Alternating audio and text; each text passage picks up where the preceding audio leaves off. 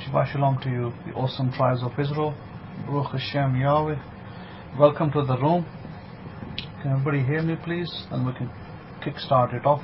And welcome to the room, Rabbi Kefa. You were coming in loud and clear, but I don't know, there was like a little pause in the, or maybe a little echo, or there was something in the mic. I'm not quite sure. Couldn't quite catch it. But I'm sure you're enjoying the sunny shores of Houston. Yeah, that's a great big city. I passed through there times a few. Definitely a nice city, but looks like it's very busy, and of course oil-rich city. And that brings us to our lecture today, which is Balak. Shabbat Shalom to all of you, the awesome tribes of Israel, wherever you are, wherever you are listening in this morning, on this beautiful day of 29th of June 2019. We know, as you know, that next week is the American 4th of July. So those of you who celebrate it with your families. I guess the tradition over here is to do a barbecue. I believe that's the tradition. And I was there in Costco yesterday, and I was at the meat counter, and pretty much a lot of the meat counter was kind of cleaned up. there wasn't a lot of meat left there. This was like about afternoon time. I was like, people have really cleaned it up already before the 4th of July, Independence Day. So maybe it will be Independence Day for some of you from your captivated thinking that many people are stuck in. And so it will be a good idea to free yourselves and to put yourselves in the right frame of mind. And our Parsha today is Balak. And I think that is absolutely 100% relevant to our lives, as I will demonstrate to you later in the lecture, how that is demonstratively today. In almost every one of our lives, this Parsha is active. But before I do, let me give you a little, on the light-sided note, let me give you a little humor, a little joke. The Pope convenes the College of Cardinals to make a special announcement. I have good news and bad news, he tells them. First, the good news. Our gracious Heavenly Father, Jesus Christ, is returning to earth for the second coming, at which time he will preside over a meeting of all Christian denominations for the purpose of uniting them into a single, trying to get a signal instead of single Christian church. Now for the bad news, he wants to hold the meeting in Salt Lake City. Okay, so Parsha's Balak, or Balak, however we like to pronounce it. And Balak, the son of Zippor. This comes from the book of Numbers, chapters 22, verses 2. And it goes as such. And Balak, the son of Zippor, saw all that Israel had done to the Amori. And Moab was terrified of the people because there were many, and Moab was distressed because of the children of Israel. Now, that third verse there, that's the bane of everybody's life today. I can guarantee you today that majority of the people in the world today that are poor, that are disgruntled, that are whining all the time, live with this symptom of terrified. Now, another thing, and this is something that you all know, I don't need to tell you, but I thought it would be still instructional for you to hear this. I know that ever since I became a believer, this is now 20 years and a little bit over, I have heard numerous sermons, teachings, you can call it sermons, lectures, gospels, whatever you want to name it, on TV and radio and in your car radio and in other places, that majority of the church theology, let this be known today, that the majority of the church theology centers on fear. Not on you building yourself through happiness or joyfulness or abundance in your life. No. What I have heard is majority teaching of Christianity, Christendom in general, are based on fear. And Balak, the Parsha of Balak in the Torah The law of God sums it up beautifully. The people that Balak was a king of were absolutely frightened of Israel. So even if Israel hadn't stepped on their soil, they were already a defeated nation. Before even we walked into there, they were defeated. Why? What defeated them? Their fear. As we remember what Job had said, it was that which I feared which overtook him. So whenever you fear something, rest assured that will come into your life. And it's absolutely 100% true. 100% true story. I will tell you a true story that happened about maybe less than a month ago in the east. Somebody was in a mountainous region, somebody that I know, and they were fearful that a bridge might break, because the bridges in that region were not very strong from what I know. And they were saying that the bridge might break or the road might be broken somewhere, and that if you don't hear from me, then you know that something has befallen me. So I said to the person, do not center yourself on fear, because that's what that person was centered on, fear, that something's going to happen. And they must have uttered that sentence to me about 3 times. In other words, before they even traveled that road that was broken and the bridge was probably intact, and before the bridge broke, they'd already centered in their head that something bad is going to happen to them. And guess what? You got the answer already. I haven't heard from them since, because their car had an accident somewhere along the line. I don't know where, and I don't know if it fell off a bridge. I don't know if it fell into a ravine or it fell off the cliff. I don't know where they fell. But they basically disappeared off the face of the map. The whole family disappeared because of one person's fear, an ignorant attitude. And this is the ignorant attitude that a lot of people live with today. And this is the problem, is that if you had centered your life on so-called Christian teachings of the church, you would have heard numerous times that, the one that hold to the rapture, they will tell you that they're going to be raptured up and everybody else is going to be left here for punishment. And then they'll tell you that if you're living in sin, you're going to go to hell. So they'll try to get you one way or the other. Either it's hell, and the fact that you're going to go to hell, you're going to be frightened out of your wits, because, my goodness, I'm going to burn forever. That's what they teach you. Or they're going to teach you that we are going to heaven. Those of you that are Christian and believe in Jesus, we're going to heaven, and everybody else is going to be punished as sinners. So these are the two centered teachings. When do they ever teach you? And I'd like to know if they do. When do they ever teach you that, what, God came that you may have blessings. God came in the form of Jesus of Nazareth. Yeshua came that you may have wonderful life, that you may have abundance life, that you love your neighbor, that you love yourself, that you go out to do good.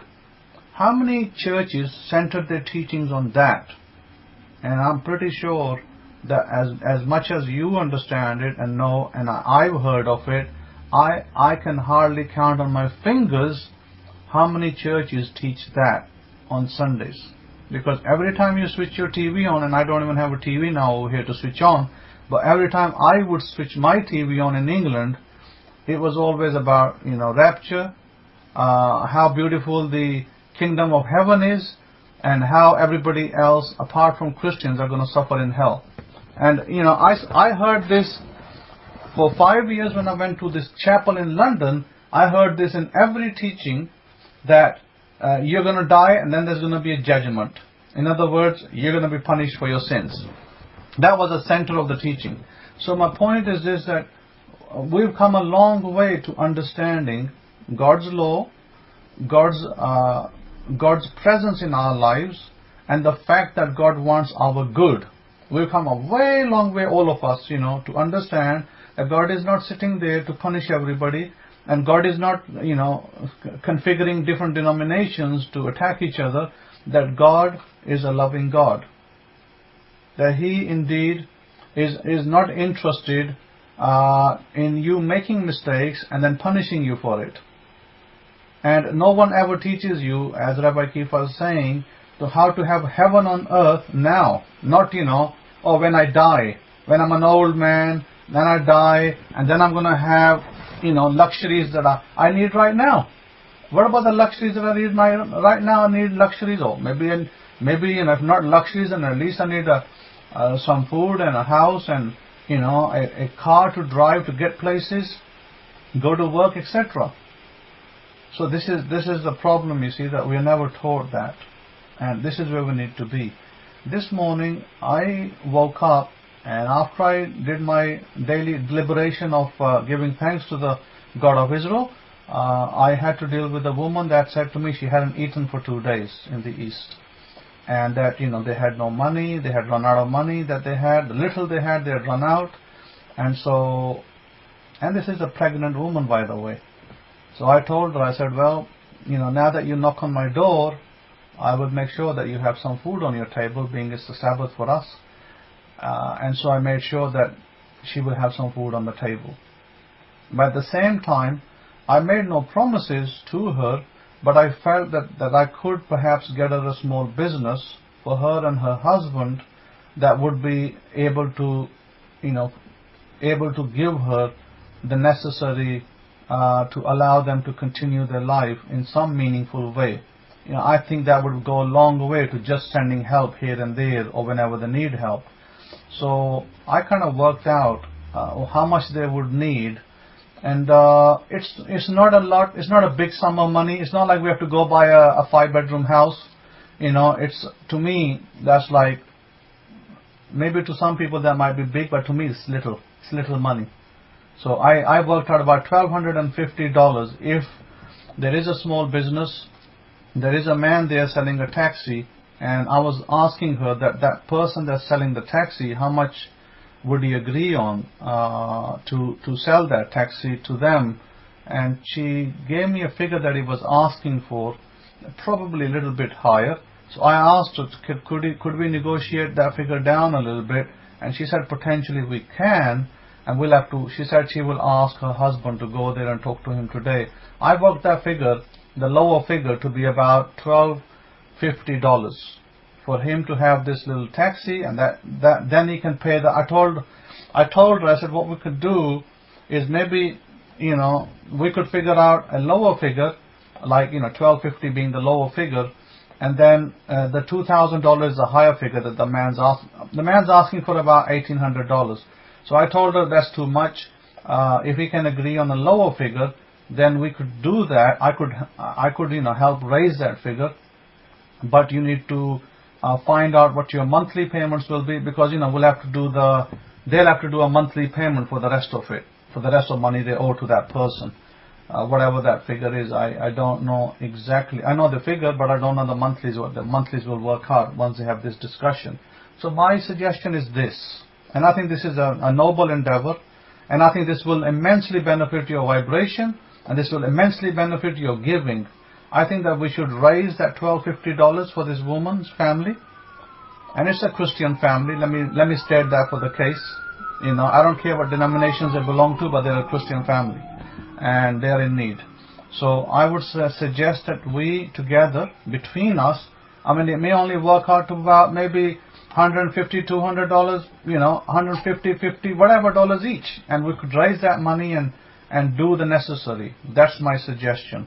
And the reason why I say that, because of one of the principles of success, which I've said millions of times, is to give money. God instructed us to give tithe, 10%. And some of you, and I'm not pointing fingers at who these some of you are, don't even tithe.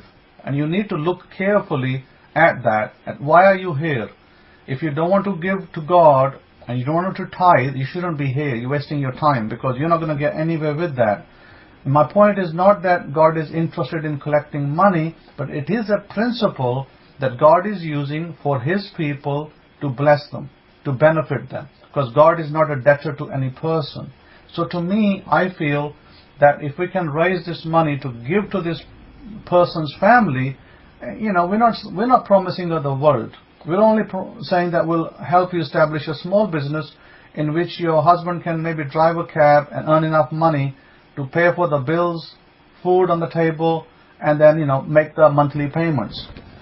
That's all we are saying, but that will go a great way to this woman's life to enrich her life. I think that's more a meaningful way than to say, hey, let's gather together and let's raise $10,000 and build a church and, a beautiful church and beautify this. I think that's wasteful to me. That's not a good thing to do.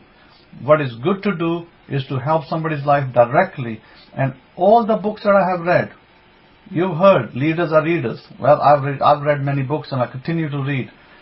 All the books that I've read and all these rich people's books that I've read, especially the recent one that I read, that I recommended to you, was the Homeless to Billionaire book. Even that guy mentioned and said in no uncertain terms that you must give in order to receive. It's a principle. He said, I live by that principle. I know when I give, I will receive more. This is what he said. And this is one book. And I heard an Indian mentor, personally I heard an Indian mentor tell her disciples or students, she told her disciples that you must give 10% every month, no excuse.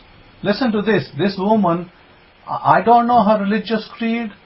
I don't know what her beliefs are, but I'm assuming, I could be wrong, I'm thinking she's Hindu, but I don't know because I've never asked her. Maybe that's something I'll ask her one day.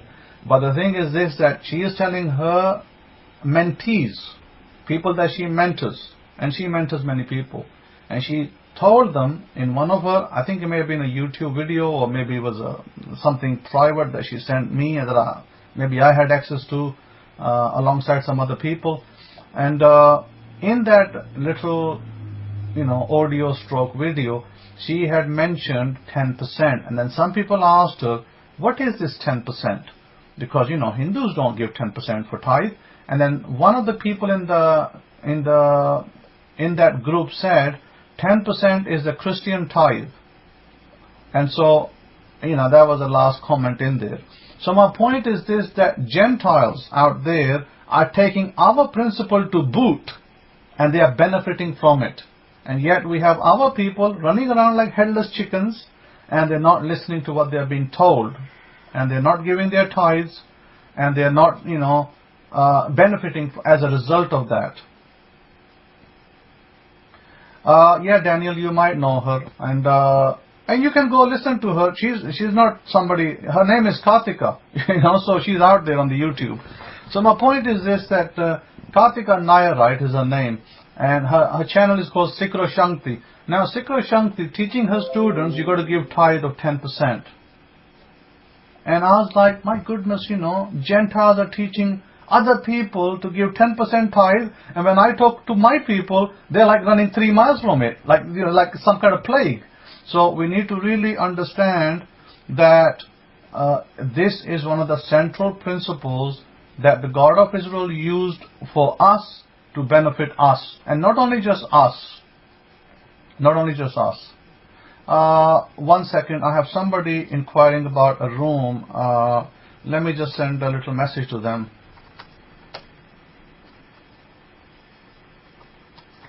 Let me just give them the name of the room, because people coming in late, and then they want to know where the room is, and I have to just send them a quick note. Empower yourself with the words of Jesus. Okay, hopefully she'll get that message. So as I was saying, that you have to shake your heads, of course, Daniel, because you hear Gentiles saying that. And when I tell people, I don't tell people this every week, but I'm now telling you that this is one of the central principles to abundance and riches. Unlimited riches is the concept of tithing. If you tithe, you will benefit yourself tremendously. And I usually give people a very simple story. I don't give them a big stories, but I'll give you a very simple story which is absolutely 100% factual and truthful. I have a student from India, and he knows who I'm speaking about because he doesn't come into the room. He listens to the lectures afterwards. He used to be in India. He didn't have a job. He had some kind of a degree in IT. He was struggling at the time. He came to me. He said, Cohen, I need your assistance. I need your prayers. I need you to help me. I need to find a job. I missed about 8 months, 12 months thereabouts of, not having a job. And that has caused me a lot of problems because employers, they don't give me a job because they look at my little absence of 8 to 12 months and say, well, you've been out of employment for so long, why should we give you a job? And I'll tell you one more thing, a little secret. When the Kohen stands in the gate and prays for somebody, they will get that. So I said to this man, his name is Jacob. Today I'll make that name known. His name is Jacob John. That's his full name. And Jacob asked me this, and I said to Jacob, Jacob, now that you come to my door, the job will come to you. Now that you come to my door, you will get the job. Just be faithful and be steadfast. Don't be disheartened. Don't be disheartened by what's going on right now. You're getting your job. He said to me, Rabbi, when am I getting my job? I said, Jacob, you're getting your job very soon. Just give yourself 3 months, 4 months maybe, but it's coming. As I've said, it will come. And then what happened, soon after that, he got the offer for a job. He was very delighted, very happy man. And he got his job. I don't know what the salaries were. Salaries are not high in India. He lived somewhere in Bangalore. Salaries are not high over there. Not in comparison to US, of course. I'm comparing to the US. So, according to the US, maybe his salary was, maybe it was $200 a month, if that. I'm doubtful even if it was $200, but I'm just saying maybe it was $200, or maybe slightly less. Do you know how much tithe this man would send me from India? Let me make it public today. This man would send me $50 from India. Probably that was like a 50% or maybe a 40% a tithe of his salary.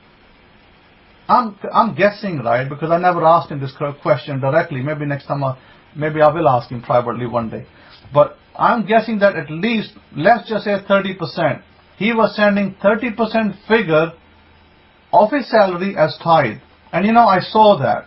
And one day, I sat over, I was in England at the time. And I stood before the God of Israel. And I said to him that this man is such a steadfast man. He's such a faithful man. And some of you are very faithful. Some of you are very faithful. Let that be known to you as well. And I said that let this man have a blessing to leave the country to go abroad. And I said to Jacob, when I stood in my prayers to God of Israel one day in the morning, I said to Jacob, Jacob, for your faithfulness and steadfastness, you're leaving the country. You're going abroad. And, he of course didn't know where he was going. I said, you're going to go abroad. And I was in England. So you're going to go abroad to America one day. You're going to succeed. You're going to have a good salary. And he was very happy to hear that. And I said, let that be known. Let that be known. And so, it was only a few months later, and Jacob writes to me, Rabbi, he was so delighted. He got married, and he wanted a reasonably nice wife. Of course, everybody does. So I said to him, yes, I will pray for your wife also. Everything, I said, I will do everything, not just one thing. So let me answer that question for Yemisya. Yemisya, any tithes that you send or any offerings that you send, Zadakah, please send it to Rabbi Kefa, to his Gentile name, Lamont Clophus, and to the address that is on the forever-israel.com website or abrahamic-faith.info website. There's right at the bottom, there's an address and telephone number. Please use that for any donations, charities, Zadakah, tithes, offerings, etc. Or you can send it to me directly at my PayPal address, shimon63@yahoo.com. But my point being, I want you to listen to this very carefully, because some of you who doubt what I'm teaching you, and I'm showing you the power of the Kohen in the gate. And when I spoke for this person, I don't think it was more than a year. I think it was less than a year. This man was on the road to coming to America. And when we first spoke, he was a down and out person, had no job, and couldn't even get employment. He got employment, he started to tithe, and then after that I said, Jacob, you're going to go abroad, get ready. He got married. Today this man is working in New York City. Listen carefully. I'm not going to tell you what his salary is. The man is absolutely faithful as he was from the day he first came to me. He's the same faithful as the first day he came to me. And God will enrich him further. I will tell you that too. because I already have told Jacob in New York that you're going to get the next job. This is your first rung of the ladder. The next rung will be you're going to get slightly more pay. Maybe 25% more. It will be more pay than where you are right now. And he asked for prayers for his family, and I do understand his family are in different segments of religious society, and I do stand up and pray for his family and for his wife. And so my point is this man's steadfastness, simple steadfastness, and simply listening to my instructions and not saying, this is another pastor or another rabbi wasting my time. He didn't do that. He listened. And today, where he is because he listened.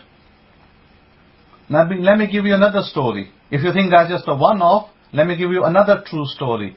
I knew a woman in India about 10 years ago, maybe let's just say 15 years ago. I knew a woman in India. This woman was a young woman. She hadn't married yet. And she came to me one day, and we spoke, and we obviously believed in the Messiah, both of us. We exchanged some words. And then one day I said to her, I'm trying to publish a book called The Festivals of Yahweh, the Elohim of Israel. It was during that time she came to me. And I said to her, can you do me a favor, please? Can you help me with this book I can get it published and sent it to Indian churches? She said, yes, I can do that. So this woman helped me publish that book in India. She got the copies printed. She sent me some copies to England, and she then dished out copies into the churches in India. I said, let them know about God's festivals. And she did that for me. And then afterwards I told her, I said, her name is Ruby, by the way. I'll give you her name as well. I won't give you her full name. Her name's Ruby, first name. And I said to Ruby, do this for me. She's a young girl. Back then she was about 23 years old.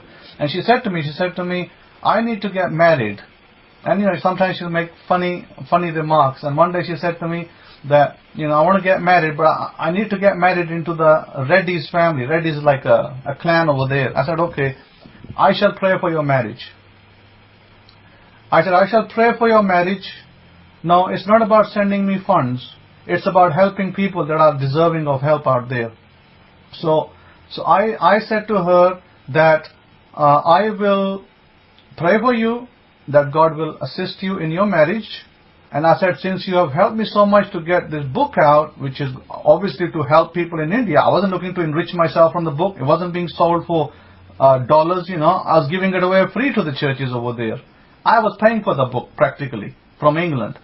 And then when I did do that, and she helped me do that, and I sent it out in like bucket loads. The books went out into the churches over there so they could learn about God's festivals. And then I told this girl, I said, since you've been so helpful and so kind to help me in this endeavor, which was totally devoid of who's getting rich. It was nothing to do with getting rich. It was to do with getting information into people's hands so that they could be blessed. When I did do that, this woman later, listen to this woman's life. I said the same thing to her. I said, you're going to go places and you're going to leave India as well. Forget about getting a husband in India, I told her. I said, you're going to get a husband abroad. You're going to go abroad as well. Guess where she is living today? She got married to a man, Indian man from New York. Today she lives a happy life in New York. So my point, why am I telling you these stories? So you can learn, heed the instructions of the Kohen. Don't take it lightly. Don't take it as a joke and a laugh, because what I tell you is true. And there's many stories behind this. This is just one or two stories. There's many more. That some of them are Rabbi Kefa is familiar with one-to-one, personal one-to-one, between me and him. We share some of this stuff, and he knows it. And I don't always tell people about it. So now, coming back to the Parsha of Balak. Parsha means Torah reading. This, Torah reading that I'm giving you of Balak, where I said in verse 3, in the book of Numbers, chapter 22, verse 3, and Moab was terrified of the people because there were many, and Moab was distressed because of the children of Israel. So, what does that mean? That means that if you're living and you center your life on fear, then fear will visit you very soon. So what do you need to do to counter fear? Is the opposite of fear. Be courageous. Be happy. Be, knowing that God is not here to punish you. God is not waiting for you to do something wrong and boom, it's going to strike you on your hand. This is the Christian teaching, unfortunately. Christians will teach you that you do this little thing and God is here going to strike you down and you're going to go to hell. So these people go around in numbers of twos, and lightning bolt's going to strike you because you did something that the God of the church didn't like. By the way, I don't follow the God of the church. I follow the God of Israel. So therefore that's a totally different scenario for me. So my point is this, that we need to understand that fear can be crippling and fear can be devastating in anybody's life. Whether you're a religious believer or another person altogether, whether you believe in God or you don't believe in God, it will kill you. Fear will kill you. So you need to remove fear from your lives. Very, very important. Now, as I was telling you, the Amorite, we hadn't even stepped foot on their land. They were already defeated people. They were defeated people because we knew that God was with us. And when we're going to go over there, we're going to strike them down, and we did. We struck down the Amorite and we took over their land because they wouldn't let us pass peacefully. They wouldn't let us pass peacefully. Then we had to do it the other way, which wasn't something that we devised. They devised it. They called it in. They called us into battle. They came to fight with us, and we had to defend ourselves. So my point that sometimes people don't like the stories in the Bible. They say, oh, well, why did God tell you to do this? And no, God didn't tell us to do this. We had to do it to survive, to save our lives. If America is struck by North Korea by a missile, what do you think America is going to do? Sit down and just smile on North Korea's missiles? They're going to fire 20 missiles back and destroy North Korea. Because American people have to survive. They have to thrive. They have to live. So any nation will do the same thing. What we did, any nation will do 10 times over. We did it actually a little kindly. We didn't do it so radically. We should have, but we didn't. So there was many mistakes that were made by the tribes of Israel in the ancient times that could have been totally avoided had we been steadfast with God. But we were not. We were not steadfast with God many a time. Our people did not listen all the time. They went astray. Hence why we had so many prophets sent to us. How many prophets do you know that were sent to Gentile America? So in the ancient history, how about around big zero? None. How many prophets did Israel receive? My goodness, many prophets. They don't even count the number today. It's so many. You only know about maybe you heard of maybe 40 famous prophets, or some of them not so famous. Maybe you heard of the writings of some of those famous prophets. You read them in our holy books, but you've not heard of the prophets that were not so famous, that are spoken about maybe in the Talmudic literature, maybe in our extra literature. There are other people that are mentioned. But my point is simply this, that we were sent many prophets. Why? Because our nation unfortunately was a stiff-necked nation. Didn't listen to God, didn't pay attention, had to be continuously told to be on the right path, to do the right thing so they could benefit. And God didn't do that to punish them. God didn't throw us out of the land to punish us. God put us out of the land to light to the other nations. That where we are today, whether we are in North America or some other country in the East, that we are light to the nations. That's basically where we are. And so to answer the question for Anna 23, is not who sends me funds, it's who listens to me benefits. Is the one who's going to have the tremendous benefit and blessings in his life. That's the key point over here. And I don't think that you would understand what a Kohen is. A Kohen is a priest of Israel. And a priest of Israel is here to bless his people. And anybody that comes forth, anybody else from outside, don't care if they're Gentile, they'll get blessed as well, provided they follow the instructions. So with that in mind, it's very important to know that we need to remove fear and negativity. You see, fear usually comes out of negative people. So what you can do to help yourself, to rid yourself of fear, is try to remove yourself from negative people. And I would encourage you, highly encourage you, if you're like me in the past, I used to, avidly watch the news in the morning, 1 hour, or whatever, 30 minutes, 15 minutes before I went to work. Went to the office in London, I would watch the news and then be off. But the news was entirely negative most of the time. but I still kept a positive attitude. But again, you see, if negativity is driven to you all the time, and all you hear is negative news, like this person died and that person was killed and this plane crashed and this train derailed, if that's the kind of news you hear in the morning, my advice to you is stop listening to the news. Stop taking that information in, which is going to create a negative environment. This is how the masses are controlled, by the way. The masses are controlled by feeding them information that controls them. And you need to avoid that. Avoid that mindset where, you are going to be, fed news from CNN, I don't care, CNN, Fox News, whatever news, all of the news, they're all the same. They're all the same. Negative news, and this person said this, and slander, and backstabbing, and tailbearing. All the things that we have been told not to involve ourselves. Our books are replete with information not to do those things. So if we're now sitting in front of the TV, we may be thinking, hey, I'm not doing any backstabbing. Maybe you're not. Hey, I'm not doing any maybe you're not doing tailbearing. But guess who's doing it on your TV set? Somebody at CNN, somebody at Fox News is, attacking somebody or speaking bad words about somebody else. What is that? When you pick up your paper, your newspaper, and you're reading these stories about stars and what they do behind the scenes, and you're reading about this person did this and that person did that, and this actor went and slept with this person, what is all that? That is all negativity. That is all backchat. That is all tailbearing. That is exactly what the law of God told us not to involve ourselves with. So the first thing you need to do is drop that newspaper. That's the first thing you need to do. Because all the news that you read about is always negative. Now, if you had a newspaper that said, hey, here's all the wonderful things that happened last week. There was a housing scheme done there for the such and such people, and over there they built a beautiful park, and over here, this woman gave birth to a beautiful son, and this family over here got married. Yeah, great. If you had a paper that did that, go ahead, read it. That's great news. That is good news all the way. But if you're going to get a paper that gives you 70%, 80% negativity, and maybe in one corner of the paper it gives you 1% positivity, I would stay away from it. Because you need to surround yourself in a positive, high vibration environment.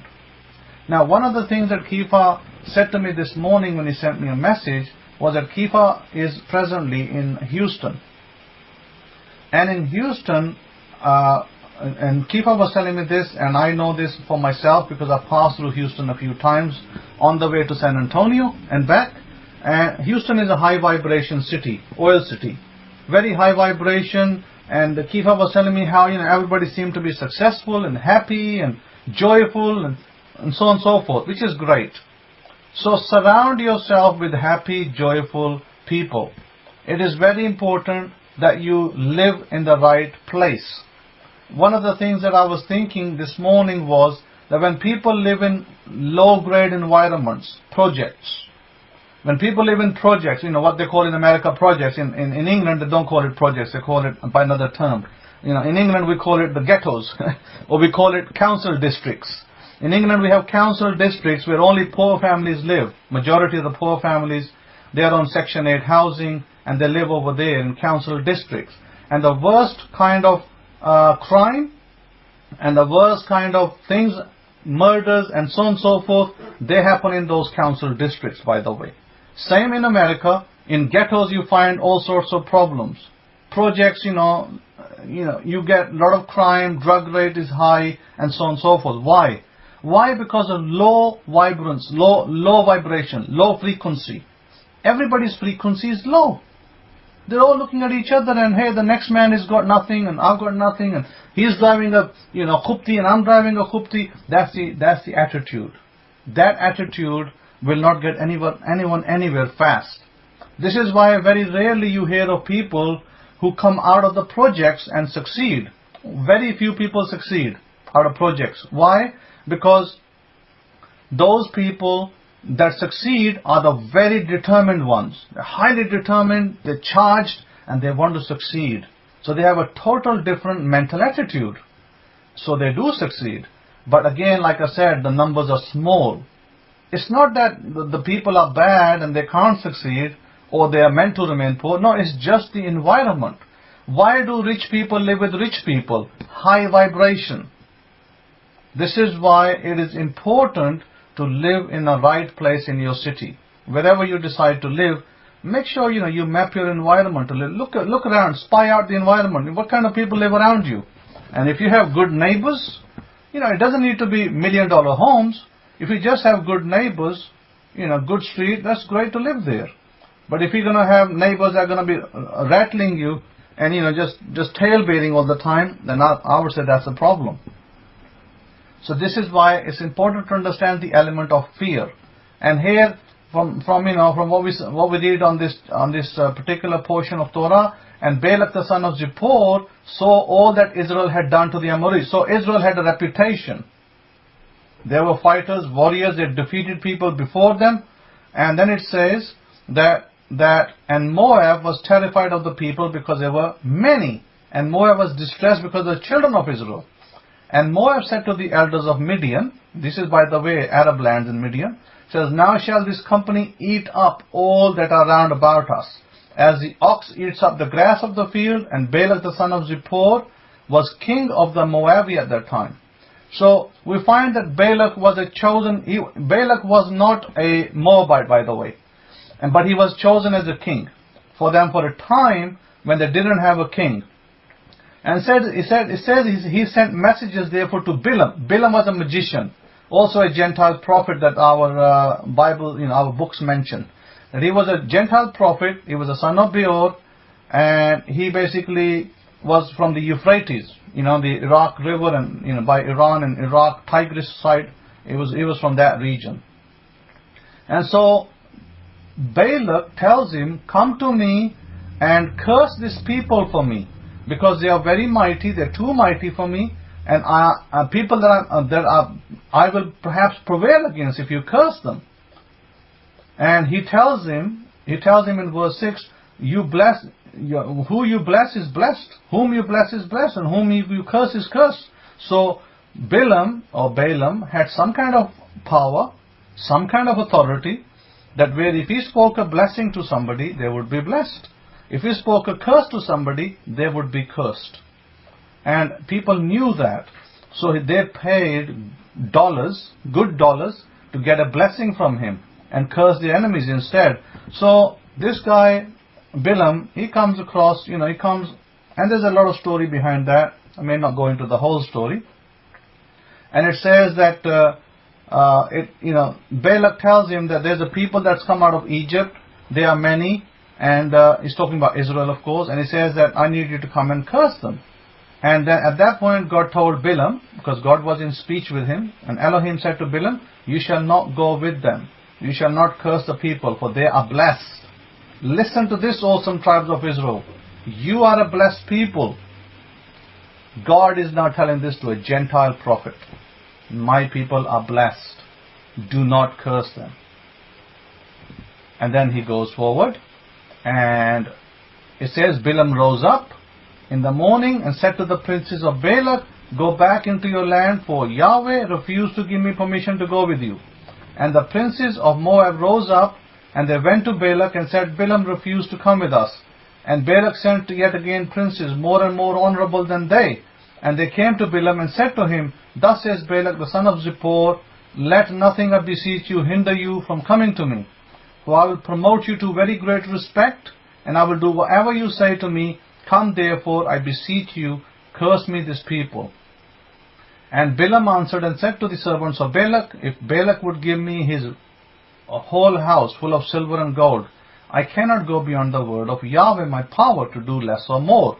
So here what we see is negotiations going on between Balaam and between Balak.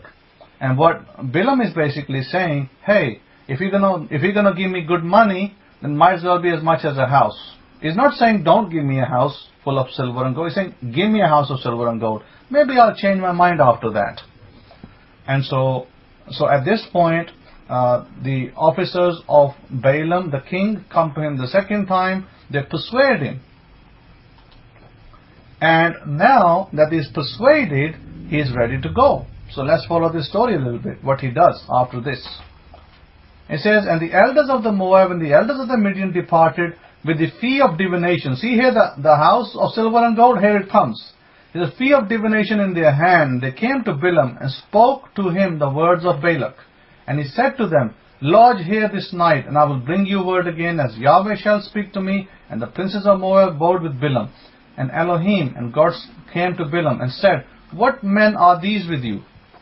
And Balaam said to Elohim, Balak the son of Zippor, king of Moab. Are you telling me that God doesn't know who these men are? It's kind of funny, isn't it? How God asked him, what men are these? Who are these people? It's not that God didn't know who these people are. God was actually questioning Balaam, what the hell you are doing? You're already told not to curse Israel. What do you want these men here for again? So God is trying him. What you doing with these men over here? They have now brought more money for you. And Balaam is now trying to explain himself like a little child. And he says, oh, these are men from Balak the son of Zippor, the king of Moab.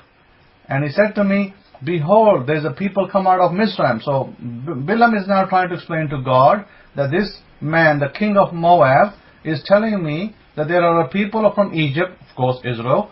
They have come out, they are in numerous numbers, they have many children, they have many wives each, and they're going to overtake my land, they're going to eat everything.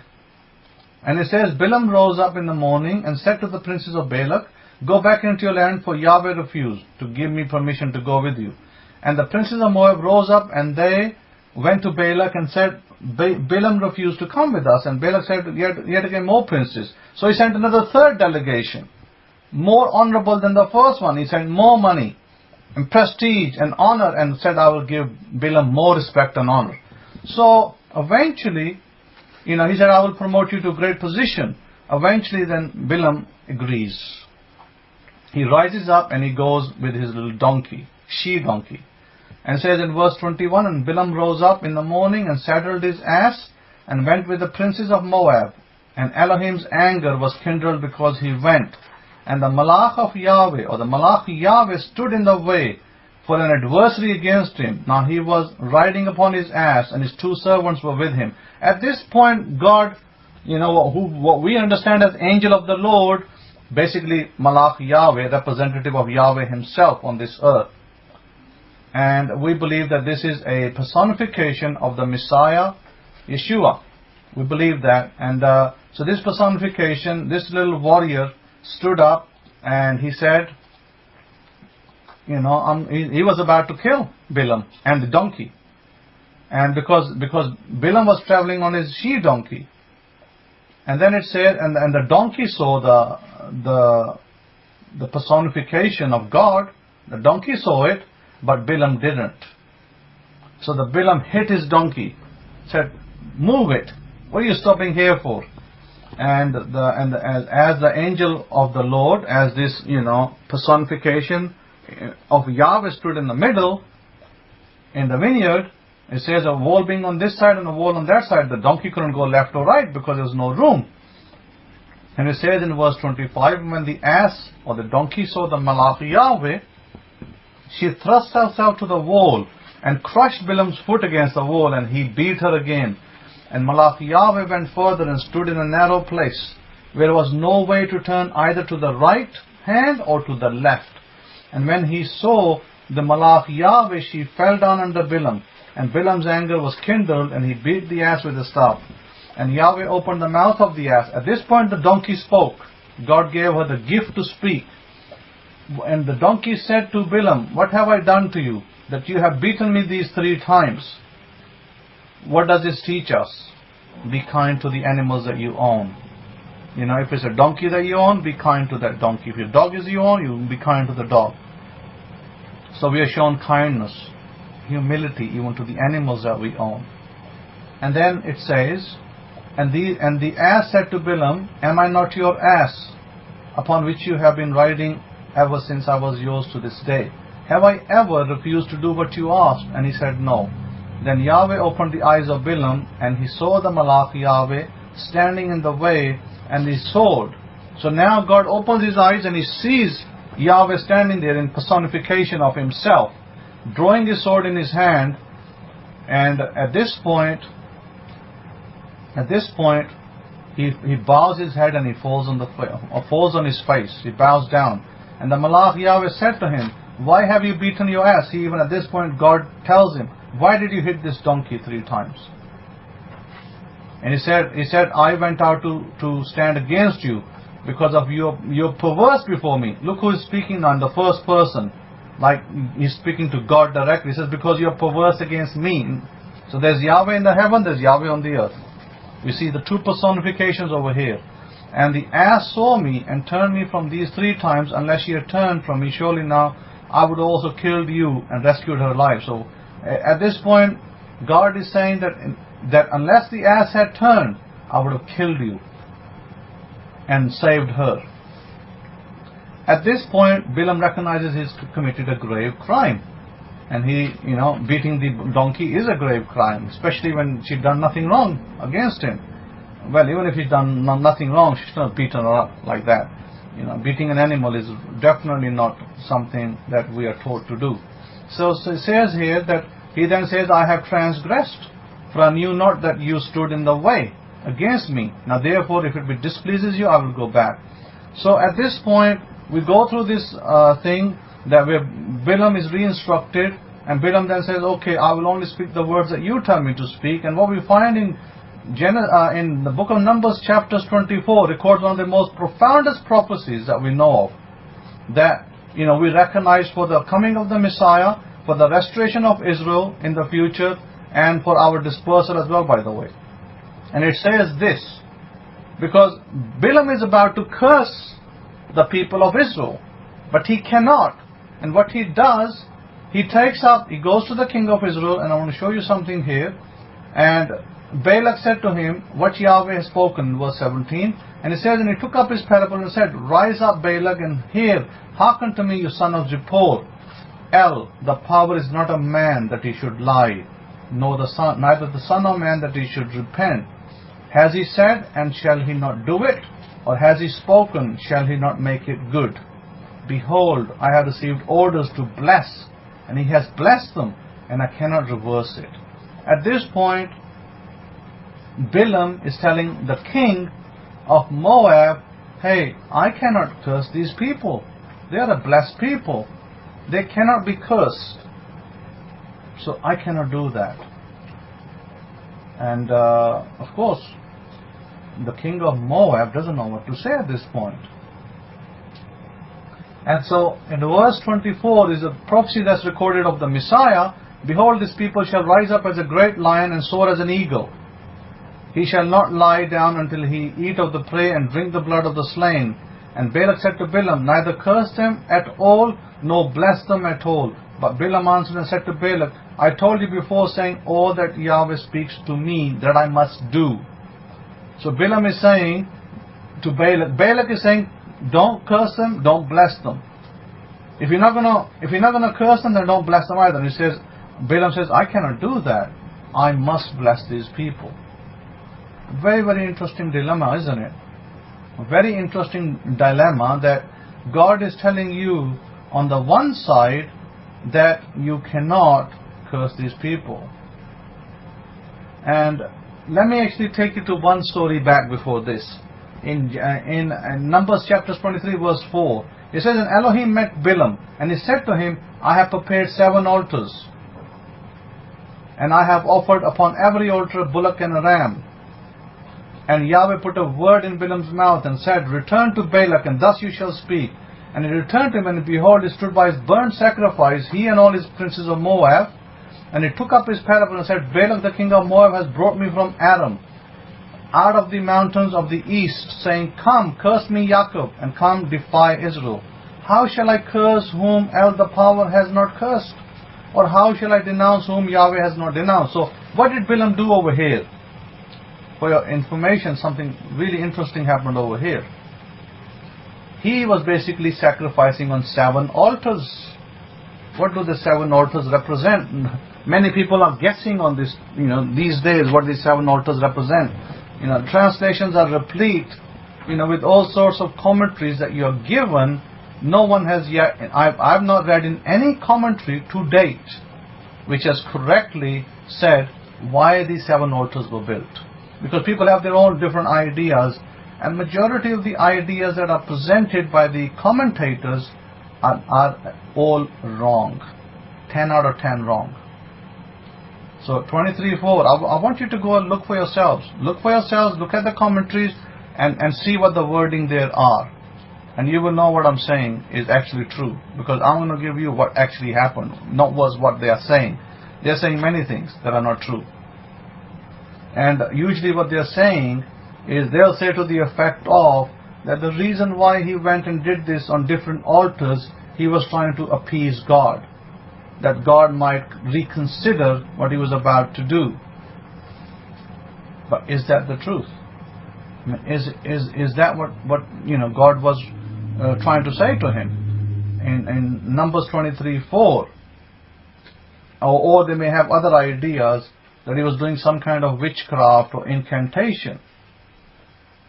Again, you're going to find difficulty accepting that is some kind of incantation or witchcraft. But what is it then? So because what Balaam was doing was offering sacrifices at each altar. He built 7. And by the way, the number 7, as you know, is 7 represents the upper candelabra of our menorah, the 7 portions of it. 7 spirits of Yahweh, yes, it does represent the 7 spirits of Yahweh, but also it represents the 7 chakras of the body. Each chakra of the body is associated with a spirit. And these are different spirits, by the way. And we don't normally, talk about them so much. The different spirits are going to be the spirit of the Lord, spirit of Yahweh, spirit of wisdom, spirit of understanding, spirit of counsel, spirit of might, spirit of knowledge, spirit of the fear of the Lord. These are the different chakras from top down, as I spoke. Top down, 7 chakras. Crown chakra, spirit of the Lord. Spirit of wisdom is the 6th chakra. Spirit of understanding, which is the fifth one. Spirit of counsel, which is your heart chakra. Spirit of might, spirit of knowledge, and the first chakra, the root or the root chakra, is spirit of the fear of the Lord in that particular sense. And as you know, these spirits, 7 spirits of the Lord, 7 spirits of Yahweh, are mentioned in many books. They are mentioned in the book of Revelation. They're mentioned in the prophet Zechariah, chapter 3:9, Revelation 3:1, etc., and so on and so forth. You can read them in so many different, from so many different angles. So these are the spirits that God operates with. Feminine spirits, by the way. Spirits that Christianity, unfortunately, has no understanding of.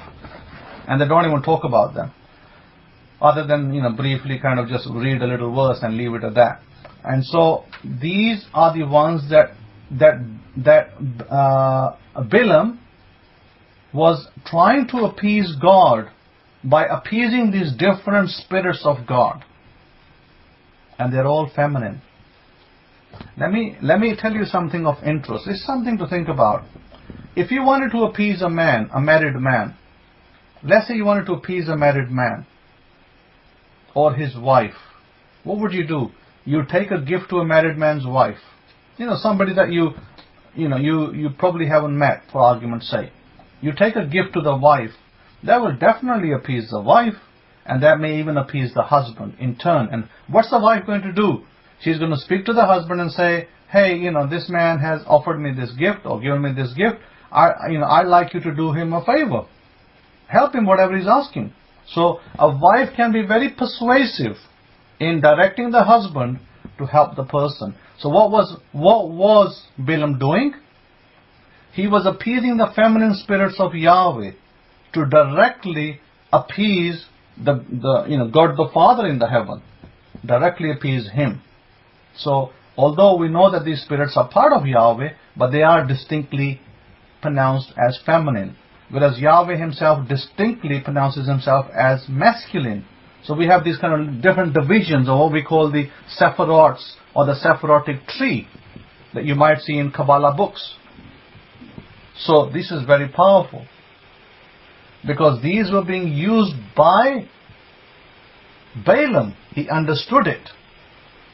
He understood this principle, and he was using that principle to appease God to the feminine spirits. And God understood that as well. But God said, okay, great. Now that you appease the feminine spirits, now go bless Israel. Now let your blessing be real powerful. And God said, I'm going to accept it, but I'm not going to accept it for Moab, I'm going to accept it for Israel.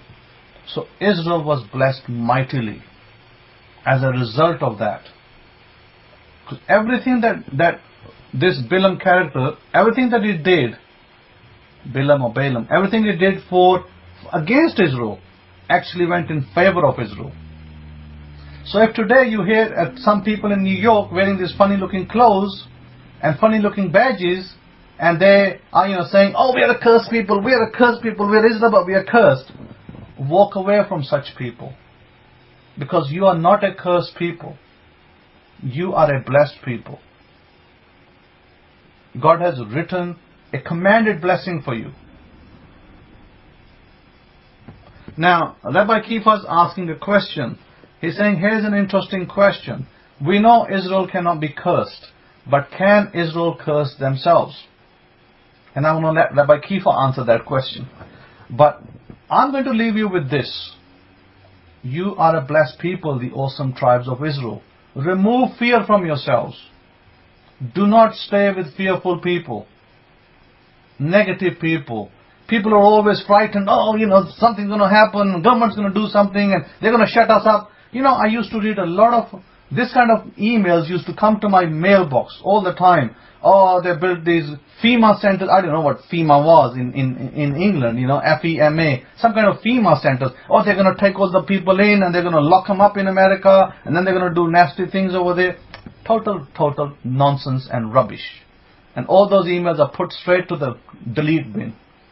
This is the kind of mentality of fear that people were kept in. I spoke to some people over here that they were put in so much fear. They were told to collect food and water, and something's going to happen soon, and you're going to have no water and no electric and this, that, and the other. All this talk of fear was totally wrong. It didn't come to pass, any of it. People that had purchased food for storing away for years, and water as well for years, it all went to waste. That's basically what happened to them. And by the way, that will be, Olivia, you're right about that. Stay away from those kind of videos. Because there's a lot of those videos on YouTube. Now remember what I said. You're a blessed people. The awesome tribes of Israel and any Gentiles that join us, you're a blessed people. We welcome anybody that comes to us. And you have the Kohen in the gate for your blessings. So before I go, I'm just going to say that because some of you came in a little later than the planned time, I basically said earlier that I was going to support this one Christian family in the East, and I said to them that I was going to help them to purchase a taxi so they can earn their keep. And as I said earlier, what I worked out in dollar terms, it's about $1,250 total. So please consider this as a noble endeavor that I may use this money to help this woman and her husband. She's a pregnant woman, by the way, and I believe that there's tremendous blessings in this for all of us that we do this. Now, if you want to send your donations, your Zadakar for this woman, my suggestion is this, that you send it to either myself on PayPal icon at forever-israel.com or Abrahamic-faith.info website. There's a donate now PayPal icon. You can do it there. And if you find that you don't have a debit card to do it or PayPal account, then you can send the monies, mark it as Christian woman.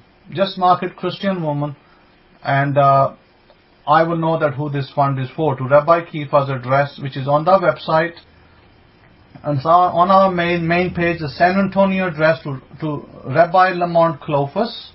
I can read out the address to you so that at least you know offhand what the address is. Then you can read it later on the website. It's basically Forever-Israel, Rabbi Lamont Clovis, Forever-Israel, 8111 Mainland, Suite 104-152, San Antonio, Texas Zip code is 78240. So that's it. Forever Israel, 8111 Mainland, Suite 104152, San Antonio, Texas, 78240 in the U.S. If you're sending from the outside, it's the USA, the great nation of America. And so with that, I'm going to pass it over to Rabbi Kefa. I believe that we'll be able to do this together, and we probably should be able to accomplish this pretty quickly. Between all of us, it shouldn't be a big problem. And I think that it's great that we can help somebody. So with that, have a great day, have a great Sabbath, and have a great July the 4th that's coming up. Tada, and shalom, shalom to you. Over to you, Rabbi Kefa.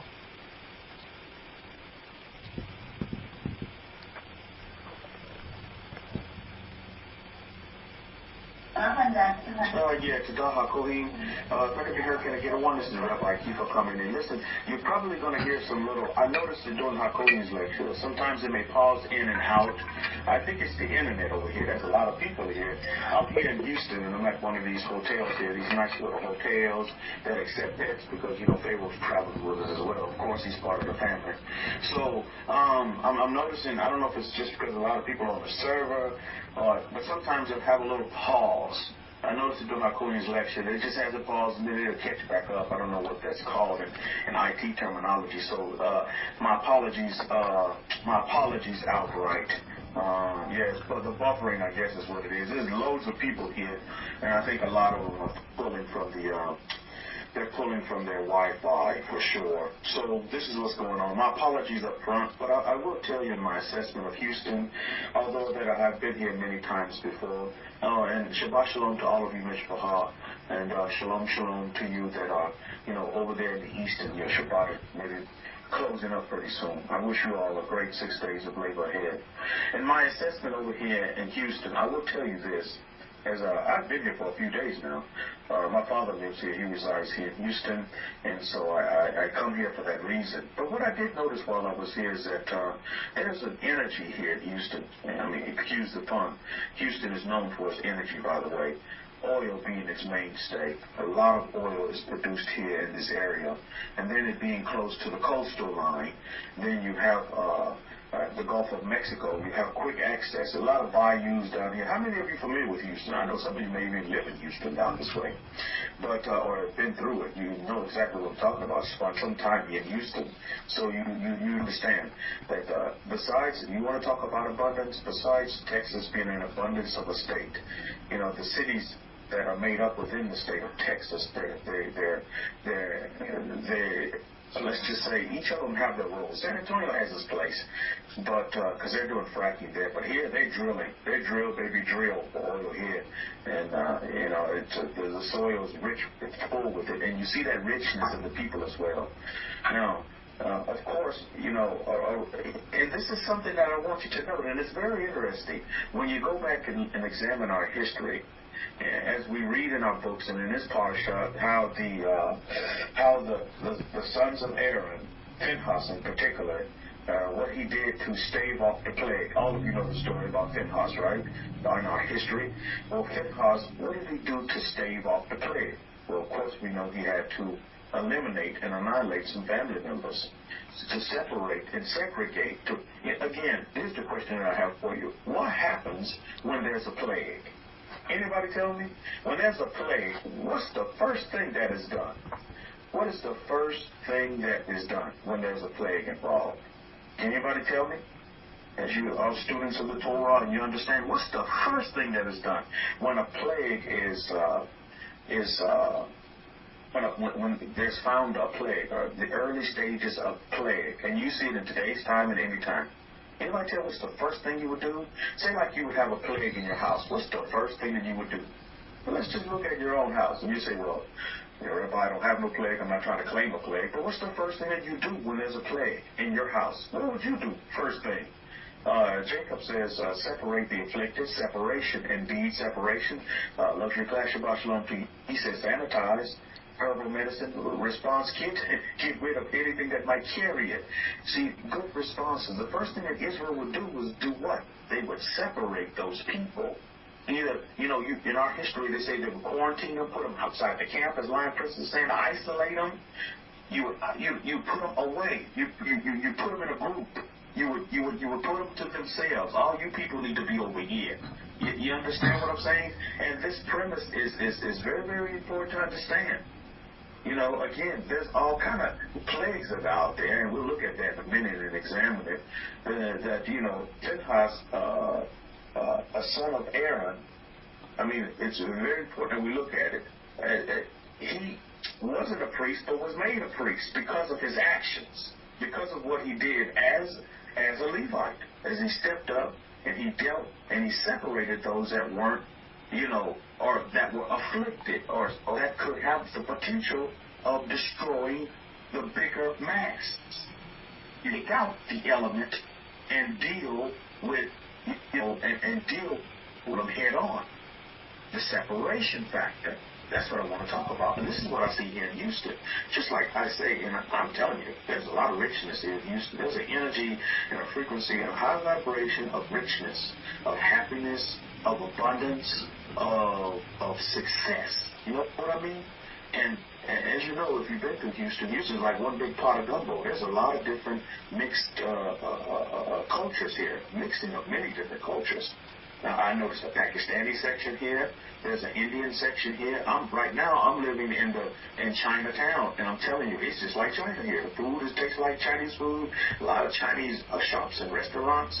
You know, so there's all these different kind of sections. I'm telling you, the street names are in Chinese language. They're like, wow, I'm in America. I'm in Houston, but yet, you know, there's this subset of all this mix, this melting pot of different classes, different nationalities. And that's what makes America so great.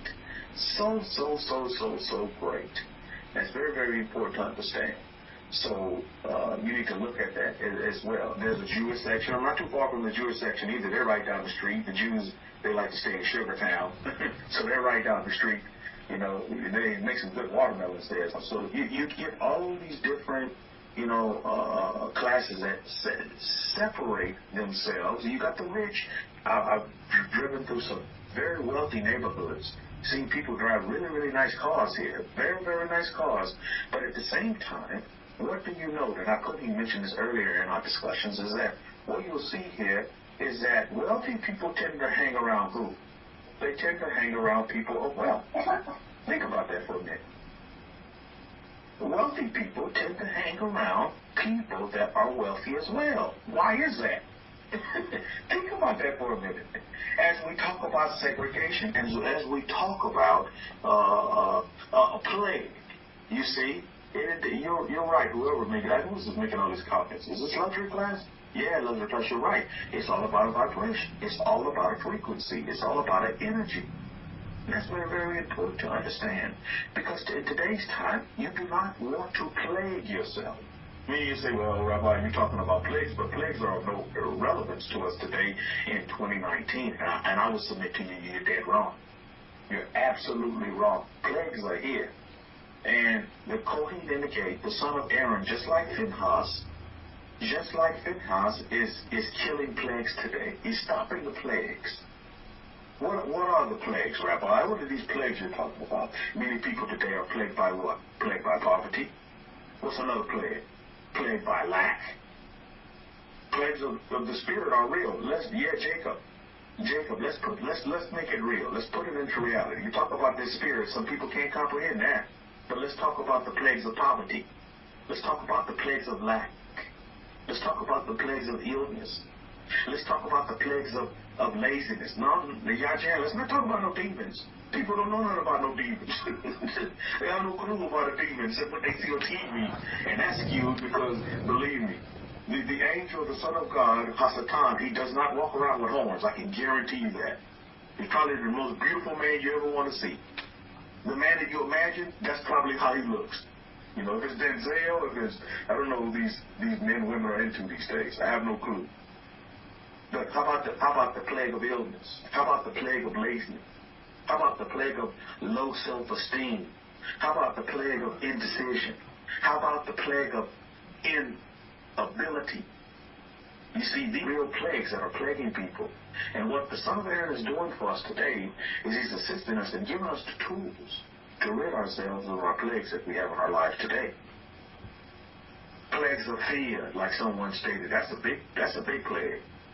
Plagues of lack, of poverty, that mindset of born in the ghetto, gonna be in the ghetto, gonna always be in the ghetto, so let's make the best of it in the ghetto. Never taking yourself outside to the suburbs. Will Smith did it. What was that sitcom show that he had on TV? Where he, matter of fact, he went to Bel Air, right? Matter of fact, that's the name of the street right here in Houston where I'm staying at. The street name is Bel Air. Imagine that. I just thought about that. But he didn't have the mindset of the ghetto mentality. He didn't have that mindset. Although he was raised and born in this environment, he didn't let that get to him. But the percentages of those people that come out of the ghettos is small. Because most of them maintain that type of plague mentality of being in the ghetto. Why? It's because everybody else around them is ghetto. And like Luxury Class stated, your vibe is what? Ghetto. I'm in the ghetto, so I pick up the ghetto vibe. I pick up the fear vibe, because guess what? I'm hanging around people that all they do is talk about fear and conspiracy theory. Leaving me in fear, so I'm building me a bunker. I'm going to build me a bunker, and I'm storing it with all this food, these canned goods, these foods that can last through a nuclear bomb and all this. And I'm putting air conditioning, ventilation in. I mean, my goodness, what a waste. But on many levels, and the wise will understand, is that the world will play on your fears. Some fear a relationship. So you have that, you're plagued by, jumping into a new relationship because all of your old ones were unsuccessful failures. Some of you fear success. The minute something good happens to you, you talk yourself 10 steps down, backwards, because you can't see the good. And you focus on the negativity. Plagued by negativity. Plagued by lack. Plagued by illness. Plagued by disease. Plagued by low self-esteem. Do you see where we're going today? So the coding today is stopping the plague. Today. He's giving you the necessary tools. He's giving us the necessary tools. To even though you may, so what? I mean, why do so many people focus on the past? I don't understand that. Learn from the past, but don't focus on it. Learn from it, Mishpachah. That's why we have our history before us, our rich history. Learn from it. Don't focus on it. Oh, this happened to me in the past. So what? That was the past. What about now? You can't sit here and dwell on the past and think you're going to get better in the future, because your future is now. And if you continue to wait on things getting better in the future, they will never get better, because you still have, now you have the mentality of lack. Now you have the mentality of depression. You can't worry about being happy later on. You must be happy now. What can you do right now that's going to make you happy? How many of you will agree with me that there are still plagues in society today? How many of you agree with me that there are still plagues in society today? Now, let me tell you what plague has done.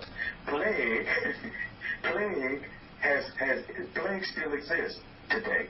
They are just dressed up in a suit and a tie or in a miniskirt. Do you see plague? How many of you have been plagued by a woman or plagued by women? How many of you plagued by men? I mean, it happens. These are all plagues that can happen to you. If you're not clued up, if you're not founded and grounded on those default settings as human beings, as Homo sapiens, as humanity. So here in Houston, what I noticed, right, is we drive through this beautiful, wealth is staring you in the face here in Houston.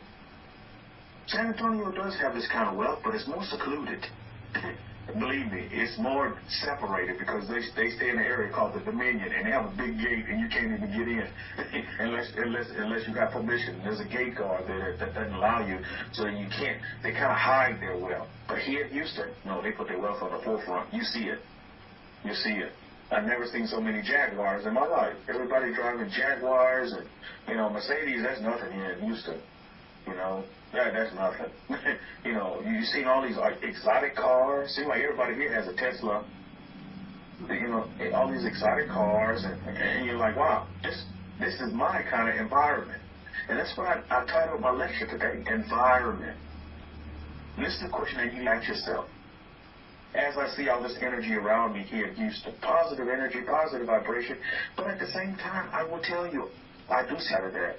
I see the opportunity for many people to do and be even greater, because why? There is a big influx of those that lack here. Because I firmly believe when you have, guess what comes to you? The have-nots. How many of you know and understand that statement that I just made? When you have, guess what begins to surround you? The have-nots. You don't believe me? Let me tell you. Just let one of you, when one of you hit the lottery, which you will, because I know that's one of your desires, is to hit the lottery. When you win the lottery, guess what? There's going to be a lot of have-nots that come out of the cracks. I mean, you know what I mean? And they'll begin to surround you. They'll begin to want to be your friend. They'll begin to say, yeah, I read that book about, how to make friends and influence others. So, yeah, I want to hang around you. I want to be around you because you have money. Oh, I'm your cousin. I'm your cousin on your mama's daddy's side from the 5th generation on that plantation. Oh, yeah, you remember me, Cousin Joe? Oh, yeah, we go way back. But they have no... But again, these are the kind of people, when you do have... I've noticed this. I'm seeing this in Houston. I tell you, every street light, I've never seen it this bad. It's not this bad in Houston, but in San Antonio. But every street light that you stop at, there's about 2 or 3 people with signs of saying, I'm hungry. Give me food. I'm hungry. I've never seen it like that. I was like, wow. So I'm seeing both sides of it. But then you know what I see? Look at this, the vibration. I see people rolling down their window and giving these people money. Not judging them, not being judgmental, saying, oh, you can work, there's nothing wrong. You got 2 legs and 2 arms. You can go out and get a job. No, they just roll down their window, give them some money. They roll down the window, give them some money. They roll down the window, give them some money. And some of them are even so determined that they have their own little windshield washing business. And when the light turns green, when the light turns red, they'll sit there and clean your window for you. And you're like, wow, what is this? I didn't ask for this, but they'll do it. Just encouraging you to give them some kind of tip or give them something. So it's not like they don't want to work. They're trying to do the best that they can with the means that they have. And maybe one day these people will start their own business and become very successful in doing that. And I say to them, Puka Shem. But at the end of the day, you know what I was asking myself? And I thought, there's sure are a lot of people here, wanting handouts. But then I thought, wow, because there's so much wealth here, so much riches, the frequency and vibration is that of abundance, infinite abundance. You got that black gold, that Texas tea money here, and that's oil. And as you know, Texas alone is producing more oil in a month than some nations, than many of the nations in OPEC. Texas alone. So there's a lot of wealth here. But what I also see, there's a lot of giving. And what I also see is that with that wealth come those that, with that have, come the have-nots. So what do you do with the have-nots that are around you? You see? That's the question that you need to ask yourself. Are you going to be a giver? Are you going to help this, the Christian woman? As I quote, it's titled, this opportunity to increase your vibration, to increase your frequency, to help you to attract and to help you manifest those things that you want in your life. This is how you get, this is how you strengthen that meter. You amplify your ability to be able to do the things you want to happen in your life. It's very simple, but you just have to look within yourself. Like I tell my daughter all the time, she has to look within herself. She don't have to look around at other people. The opportunities will come. Somebody asked a question earlier in the room. They were like, are we still able to get Abraham for his travels? Well, guess what? That was done and dusted. That was already in the books. It's done. All of you stepped up, and I commend you, and I thank you, and I humbly and happily thank you for stepping up and helping out. But now here's another opportunity for those that have missed the Abraham opportunity. Here's an opportunity for you to step up and help a Christian woman in the East and do great service and amplify your frequency and vibration. The energy around you. Are you the product of your environment, or are you the environment? That's another great question. Environment is important. there's a particular environmental vibe going on here, and it's really nice to see. So I was telling Napoleon, one of the things I'm going to do is I'm going to script a home here in Houston. That's going to, another base for the keep up in Yahweh. I'm going to script a home here. Because there's such a good vibe here. I want to be a part of that. I want to be a part of that energy, that vibration. Because that resonates with me. You understand what I mean? And see, all of you need to assess this. As you all make a big decisions. Some of you want to move. Some of you want to relocate. Some of you need to move. Some of you need to relocate. And you're like, well, what do I do? Where do I go? You want to go somewhere where the energy around you is a positive vibe, and it resonates with you.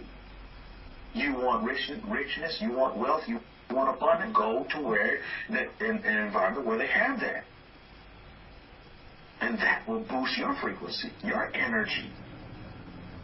Your atoms will begin to move faster. Before you know it, you become an atomic bomb. They like to say that they have the saying down here. They say, "You're the bomb. You're the bomb." I'm like, the bomb? What does that mean? I'm going to blow up in a minute or something because I'm the bomb? No, that means like you're great. Your greatness. Your success. You're emulated. People are looking up to you, not looking down at you. So as they look up to you, you stay humble and meek and happy, and you continue to facilitate your frequency of high vibration by doing the necessaries of giving. It's a great ability. You should desire and aspire to want to live next to the Joneses, because what? The Joneses motivate you.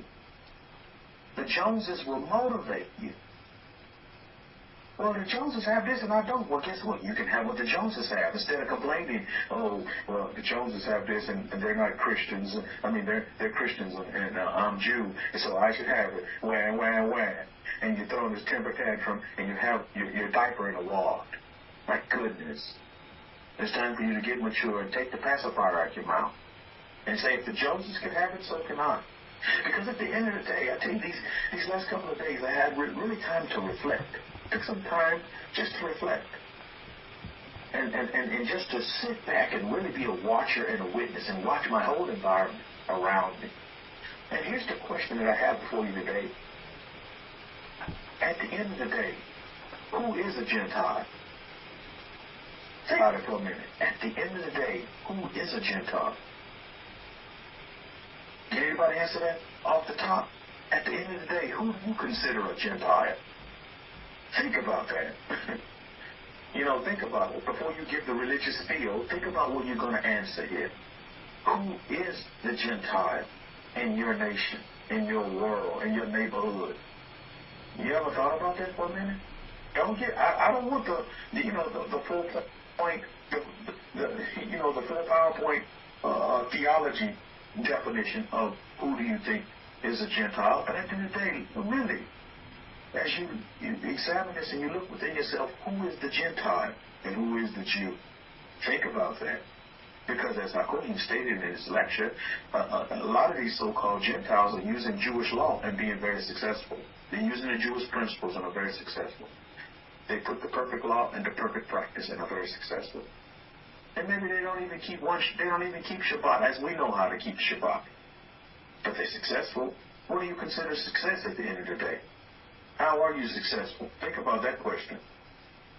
Can anybody answer that one as well? See, because today I'm hitting you with a lot of questions that you need to answer for yourself.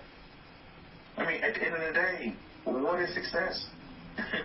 You see, success is relative to you, right? Think about it. Eddie says everyone and no one, because the tribes are mixed in, and many people believe in a higher power. Check out for that, Eddie. There's Eddie's opinion. I'm pretty sure each and every one of you have an opinion as well. But at the end of the day, who is the Gentile? Who is the Jew? Think about that for a minute. And it's really simple. I'll give you a clue. In my opinion, if you go back to the default settings of humanity, that'll really help you understand the bigger picture. Because many people today are missing the big. Many people today are still living within their bubble, and they haven't broke their bubble to see the bigger in this big world. They have the understanding of the you know, of the historical people here, the warriors, they used to sell the seed. They thought, oh my goodness, we're going to sail so far in the sea that, you know, we're going to go over the cliff. Because at the end of the sea is just a steep fall. It's a cliff and you're just going to fall over. But then you realize, and as it's going on, you realize that the earth is what? Is round. So I would encourage you all to come out of the cliff mentality. You know, I'm going to drop by, and then I'm just going to fall off, and it's going to be peril, and I'm going to fall off in this endless pit, and blah, blah, blah, and blah, blah, blah. But you need to realize that you need to bust your bubble and see this big old giant world that's out there for you. It's all out there for you. You can dominate it. You've been given dominion. But the question is, what are you going to be? What are you going to do with the dominion that you've been given? That's the question. I've come to Houston to empower Houston. And at the same time, I've been empowered. Baruch Hashem. Think about that. That's beautiful, isn't it? I come to bring empowerment. I come to bring blessing. I come to bring happiness. I come to bring peace, love, joy to Houston in any way that I can. It could just be little tiny things. You know, coming out the grocery store, this man, going to a Chinese grocery store. I mean, my goodness, Chinese grocery store here on Bel Air. My goodness, Bel Air Street. And this man said, can you spare a quarter? So I looked at the man, looked him in the eyes, and I said, you know what? You shouldn't ask for a quarter. And I gave him $1. I said, don't think of yourself little, think of yourself big. And he just looked at me like, wow. You see, so these little things like this, you can have the opportunity to infuse and empower people. You just don't think. Some of you in this room, some of you listening to YouTube, you're thinking quarter. When you need to think dollar, when you need to think $10, $20, $100. This is the way you need to think.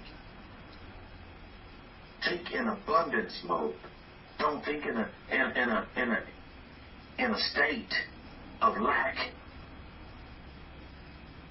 Being plagued by lack, being plagued by fear, being plagued by the past. Please don't be plagued by the past. That's one of the biggest plagues that's out there. And also being plagued in the future. Oh, that's going to happen when I get, but when are you going to get there? You can get there now. Oh, one of these days I'm going to get there. No, it can happen now. Your future is now. Your past is now. But many folks are still plagued by the past. I'm not going to dwell in the past. I'm not going to dwell in the future. I'm going to dwell now. I'm going to live right now. I don't want my health to be better later on. I want my health to be better now. I'm complete now. I am complete now. I am whole now. These are things that we must consider. Ask yourself this question. Are you a product of your environment? Or are you the environment? What would you say about yourself today? Now, are you a product of your environment? This means you're being dictated and manipulated by your environment. Like I told you, says, you sit in front of the TV, you watch TV all day long. That's your life. You don't pick up a book and read a book.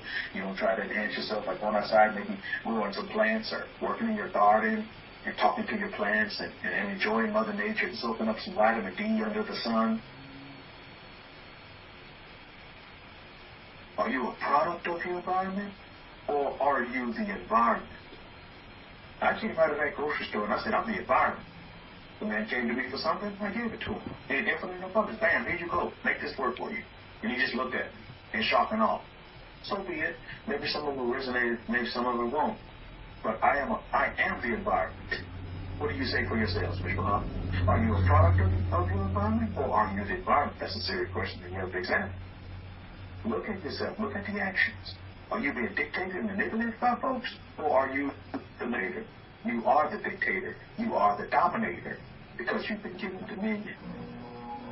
You've been given the power. I remember that song back in the day when I was wearing my parachute pants. I have the power. I got the power. I think it was something like that. I remember that song. I actually breakdanced to that song back in the day, spinning on my cardboard. Remember those days? So you have to go back and examine yourself and ask yourself these pertinent questions that are really dictated and give you and put you on your scale and let you know where you are. Because at the end of the day, that's all that matters. It's how you think of yourself and how you see yourself in real time.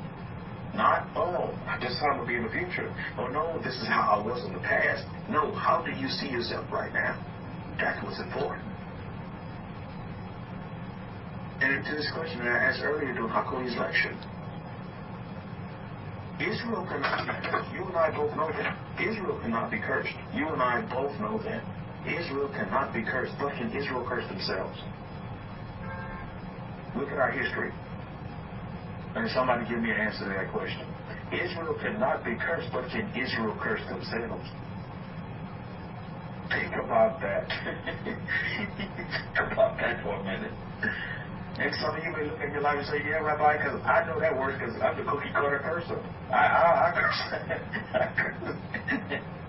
I was my own worst enemy at one time or another. Like I tell my daughter sometimes, you can be your own worst enemy. So I think that's very important to understand. It's very, very important to understand. He said, you know, are you cursing yourself down? We know Israel can't be cursed, but you hear it all on YouTube. Oh, we're cursed people. Well, you saying you're cursed. You're cursing yourself down, so-called Israel. Oh, it's the curses, curse. You can never get to the blessing because they're so caught up in the curses. And then they sit there and use the curses as a default setting. Well, this is like totally wrong on YouTube. And for you YouTubers, please run away from these groups that so-called call themselves Hebrew Israelite, blah, blah, blah, whatever title they want to give themselves. Followers of Yahweh, followers of the Most High, whatever. But if the default setting is to associate themselves with the curses, then they're totally wrong. They're coming to you at the wrong premise. They focus too much on the negativity that you can't see the positivity. You see? And it goes back to the energy around you. What type of energy do you have around you? And I would encourage you these next 6 days of labor for you to look at that. The energy that you literally have around you. And I just said, am I a product of my environment? Or am I the environment? Am I the environment? Do I change everywhere that I go? Or am I being changed? That's an important question. In your circle of influence and in your relationships. On many different levels, for family members to co-workers. I'm here to empower my family here in Houston. I'm here to empower my father. I want to empower him with love, peace, happiness, joy, compassion. That's important. I'm not here to be judgmental. I'm not here to run him under the bus. And I find that so ironic because if you've ever been to Houston, you know they have some big mega churches here. They're beautiful. How many of you seen them? These big old mega churches, I'm telling you, they're beautiful. And they look, I'm telling you, they look like palaces, man. You think you're somewhere in the Middle East. They're beautiful, beautiful big buildings. Very nice. But then when you go out on the street, you see people. They're telling you that they're hungry. What good is it? Just like a little Crackle was saying, I'm telling you, I've seen it. I've seen it in Houston. And I'm pretty sure it's just not Houston. It's probably all over the United States of America. But you put all this investment in a building for what? I tell you, the God of Israel has taught his children a great lesson. The lost tribes of Israel. Do we have a standing temple in Israel today? And you wonder why. Because there's an underlying lesson behind that. Is that the power is not in the building. You empower the people. The awesome tribes have been empowered, not the building. That's why we don't have a standing one today. It's in ruins. In a beautiful location, by the way. Good real estate. But there's nothing standing there. And so you see these big old buildings. I'm telling you, beautiful buildings. I've been driving around for the past 2 days. I saw some nice, beautiful, big buildings. Mega churches have all these nice, fancy titles and all this and big parking lots. Yet you go outside on the street and there's people that are still hungry. There's no soup lines going into these churches. Not to say, I'm not here to judge and say, well, these churches are not giving because I don't know what's going on behind the scenes, to be honest with you. But I'm just saying, if more of that energy, instead of putting it into that building, would infuse it into the people. This is why I talk about environment. I think your environment is key. And I know some of you guys want to make a move. Consider your environment. Some of you guys, you literally want to pack up and move your family somewhere else, maybe start anew. And that's great. But make sure you choose wisely. And not only with a physical move when you're moving into another house, but let's look at, somebody mentioned earlier, spiritual. Let's look at the people that are around you. That's even more important. Some of you need to move out of that. You need to do like Pinhas. You need to separate those people with the plague from those that don't have the plague. And you don't need to group yourself in that group and put yourself in an environment of these plagued people. Rabbi, I don't hang around people with no plague. Well, let me ask you this question. Are you hanging around people with a mentality of lack? People that are lazy? People that have a low self-esteem? People that are indecision, unable, inability to do anything? People that have a plague with hatred? They hate you because of your skin color. They hate you because of your hair is straight. They hate you because your hair is curly. They hate you because of the kind of car you drive, or what kind of tennis shoes you wear, or because of how you dress. Or they look at you funny because you drop your plate. You see, all of these things are irrelevant at the end of the day. But a lot of people associate themselves, and then they pick up that energy. Before you know that energy is a product, it goes back to the question that I asked earlier. Are you a product of the environment, or are you the environment? And before you know it, they become a product of the environment. Oh, I'm just no good. Oh, I'm just as poor as you are. Oh, I got that illness too. My shoulder's starting to hurt too. Yeah. Do you see how it can go down? And that's going down a deep rabbit hole there for sure. This is why I'm so happy and grateful for the Kohen in the gate. I'm so happy and grateful that he's given us the abilities to deal with these plagues. Because the plagues are around you, whether you know it or not, they're around you. But you have the tools to deal with them. And some of those tools require you to take action where you're going to have to maybe get up and move. You're going to have to relocate and maybe not talk to those people anymore because they're pulling you down instead of bringing you up. It's easy to assess, Mishpah, but at the end of the day, we have to get real with ourselves. And until we get real with ourselves, we're only fooling ourselves, and we're playing this facade. We're holding up this facade. Until one day, a strong wind is going to come and knock it down, and then you'll be able to see yourself for what you really are. Self-examination. You must penetrate yourself. Go within yourself and really look at it. And be honest with yourself and be able to fess up to, where you are today. And then begin to ask yourself this question. What is my pursuit? What do you pursue? Anybody tell me right now? What do you pursue? Maybe get a little bit personal here, but let's see it. What do you pursue? What do you pursue? I just like to know, because I want to know where you're at with your I am.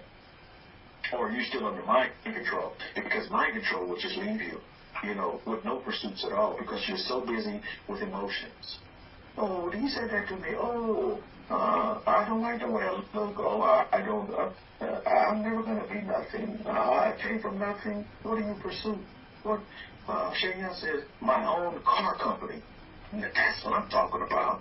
That's some pursuit. And nobody says you can't have it, because believe me, there's a car lot on every corner here in Houston. I'm telling you. Cars on top of cars. Everybody has a car lot. Why can't you? There's no reason why you can't have a car, your own car company. Anybody else? What do you pursue? Top of that shade, y'all. Appreciate you stepping up to the plate, family, because it's your family. Well, I guess nobody else has any pursuits in this room. Well, you need to start pursuing it. And until you can pursue it, you know what you want, and then you write it down like Shane did. He's put his energy out there. I pursue my own car company. That's what I pursue. See? This is what it's about. Lion King says, the ancient pet. I don't understand what that means, Lion King. You got to put that in 2019 terminology. I pursue the ancient pet. Well, what does that mean? You want to ride a donkey? What does that mean? The ancient pet was, they ride donkeys. So you got to have clarity in your pursuit. You got to know that you know what you want, so that you can go get it. And so the universe can bring it right to you. And you can manifest it and attract it right into you. It's important stuff here. There's no game plan. It's our way of life that we're looking at here. So what do you pursue? Do you pursue a life of happiness, of joy, of peace, of love? Or you pursue a life of hatred, backstabbing, talebearing, depression, anxiety? Think about it at the end of the day. It's all about your environment. And the environment, guess where it starts? It starts within yourself. You don't have to go look far for your environment. You don't. You just have to be honest enough to be able to deal with yourself. You see, James B. 1:19 says, my own auto detailing company and trucking company. To talk with that, James B. I tell you what, I don't know about other places, but I'm partial to Texas for that one because I'm seeing a detail company. I've seen a whole bunch of those in my pursuits here in Houston, Texas. There's a whole bunch of them too. And they just ready and happy and willing to clean up your car and make it look like that beautiful car that you have in your imaginations. And truckers will always be needed. Trucking company will always be needed, even though AI is starting to drive. Oh, that's in your neck of the woods over there, I think around Pensacola area, now they're driving driverless trucks now. And they put them from this remote facility in a building. And they're driving trucks on the interstate now. I find that very interesting, testing that out there in Florida.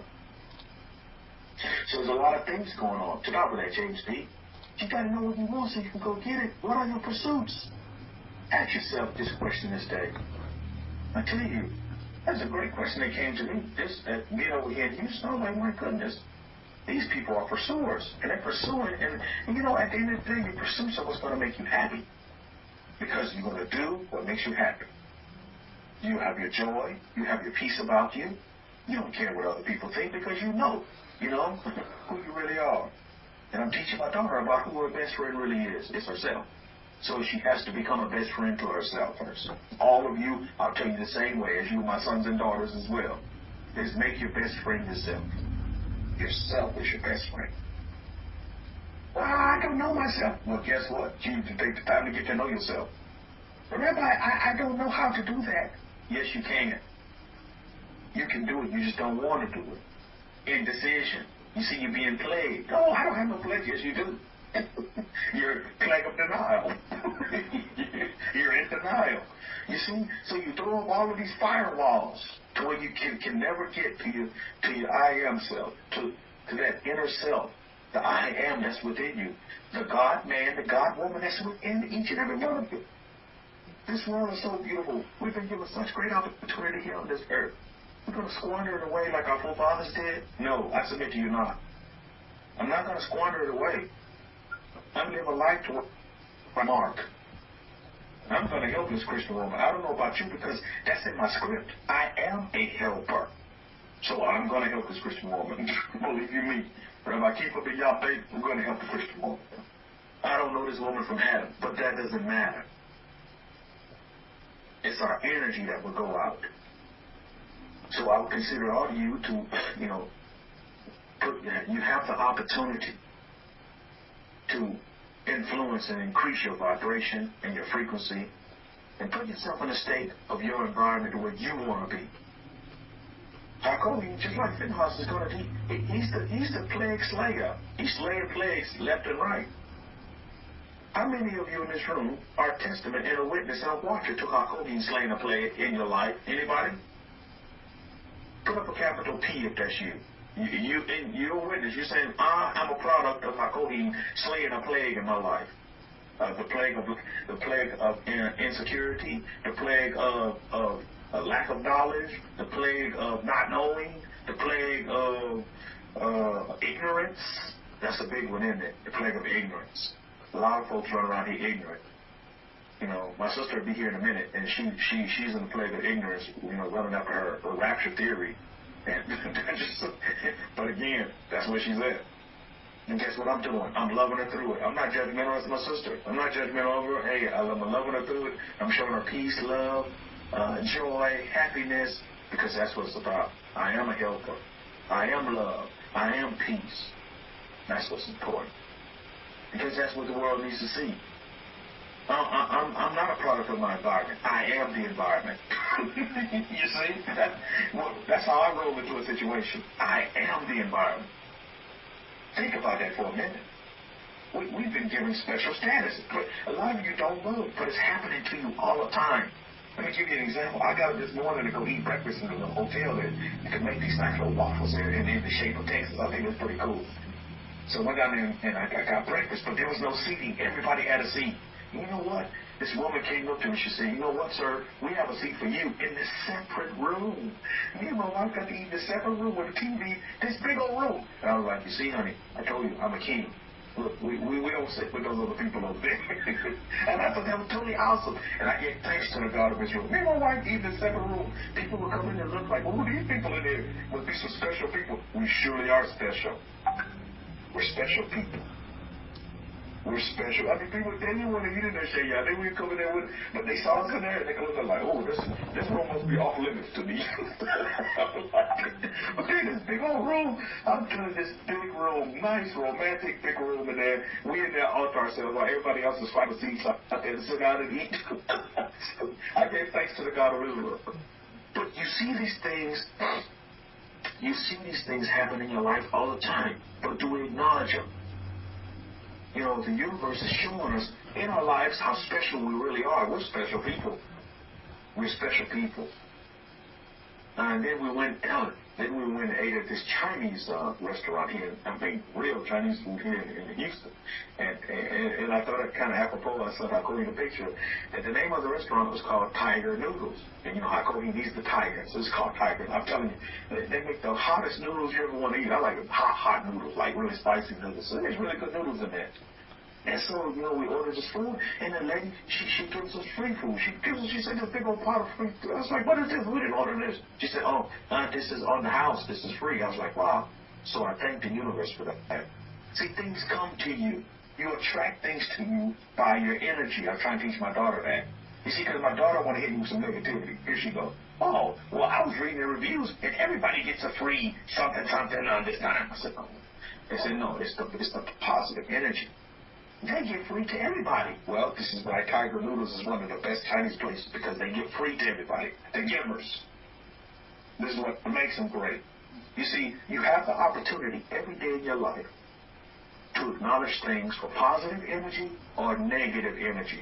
Which side of the fence are you going to be on? Again, it's all about your environment.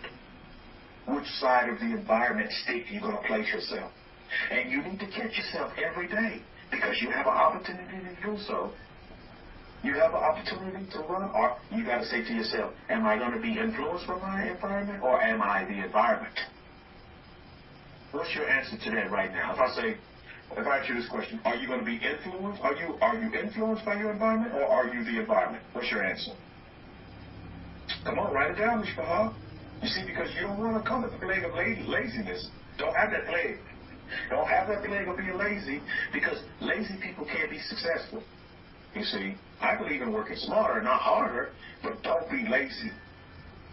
So I ask the question again. Are you a product of your environment, or are you the environment? I give you the opportunity. To God for that. Eddie says, I am the environment. To God, Torah says, I am the environment. There you go. I am the environment.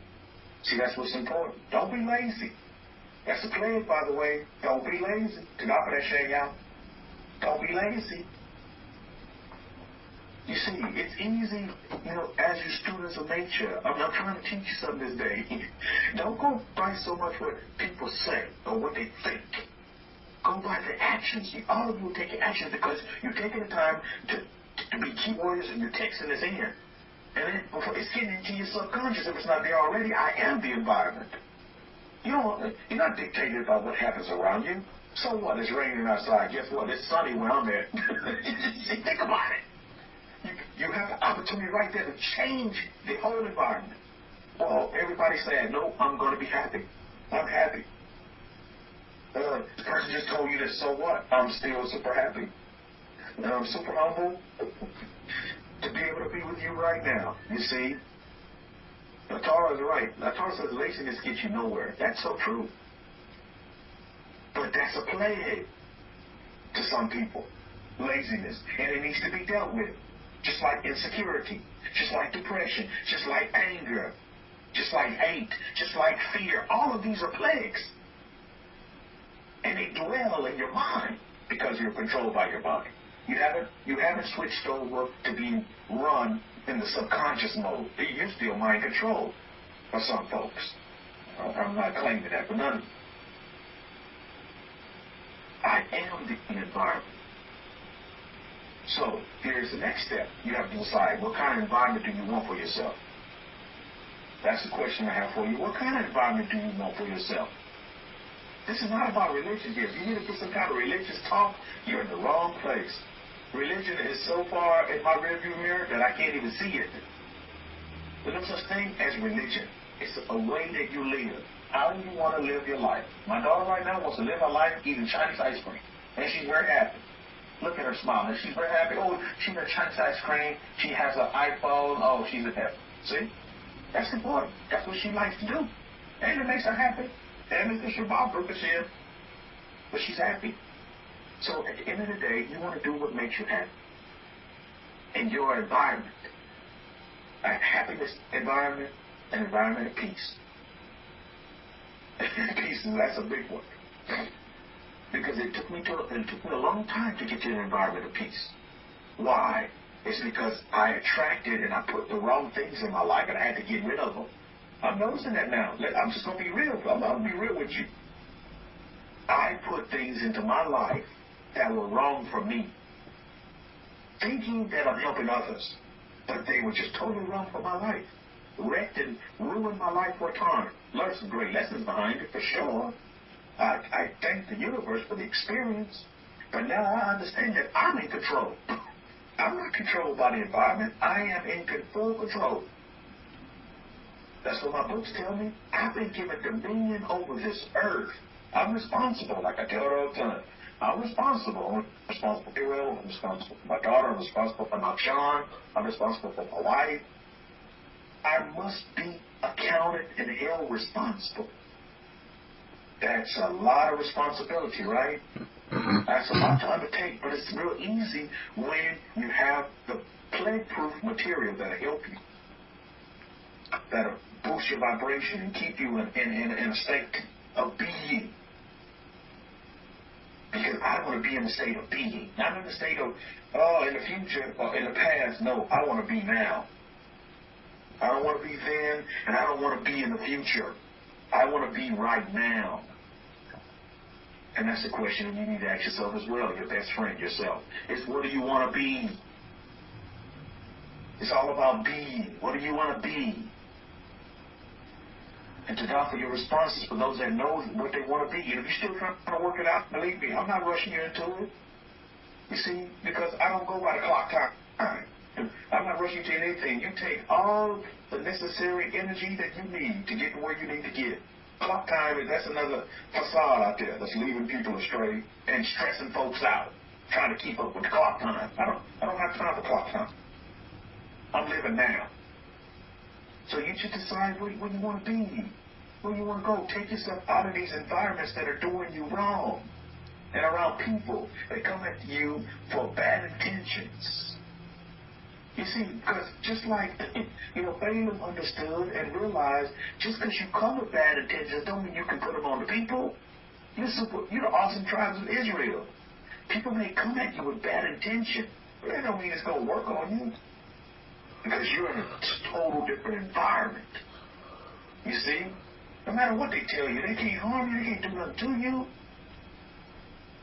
But you have to be bigger than that and not become a product of your environment. Because it's real easy, right?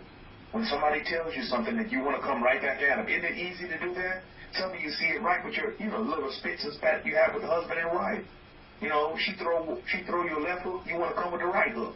And not literally, because we don't hit on women and we don't do none of that, but you want to come back with some kind of saying. Because you can't leave it empty. You just can't let it go. Well, how is this woman going to say that about me? So you're going to come back with something else. Well, it's called retaliation, right? I mean, you don't need to do that. Well, what for? You soar high above the clouds. Always remember that. You soar high above the clouds. So what environment do you want to put yourself in? This is so very important stuff. So very important. You see, because we'll get caught up in these plagues. Just like the high-ranking the Israelite. goes after the Midianite princess, takes her on board. Why? Because that's what he wanted. He wanted to become a product of his environment and not see himself as the environment. Got him in a lot of trouble. Actually got him killed, by the way. Because that's the choice that he made. He decided to do that. He said, this is what I want to do. Forget about the perfect law. Forget about law and order.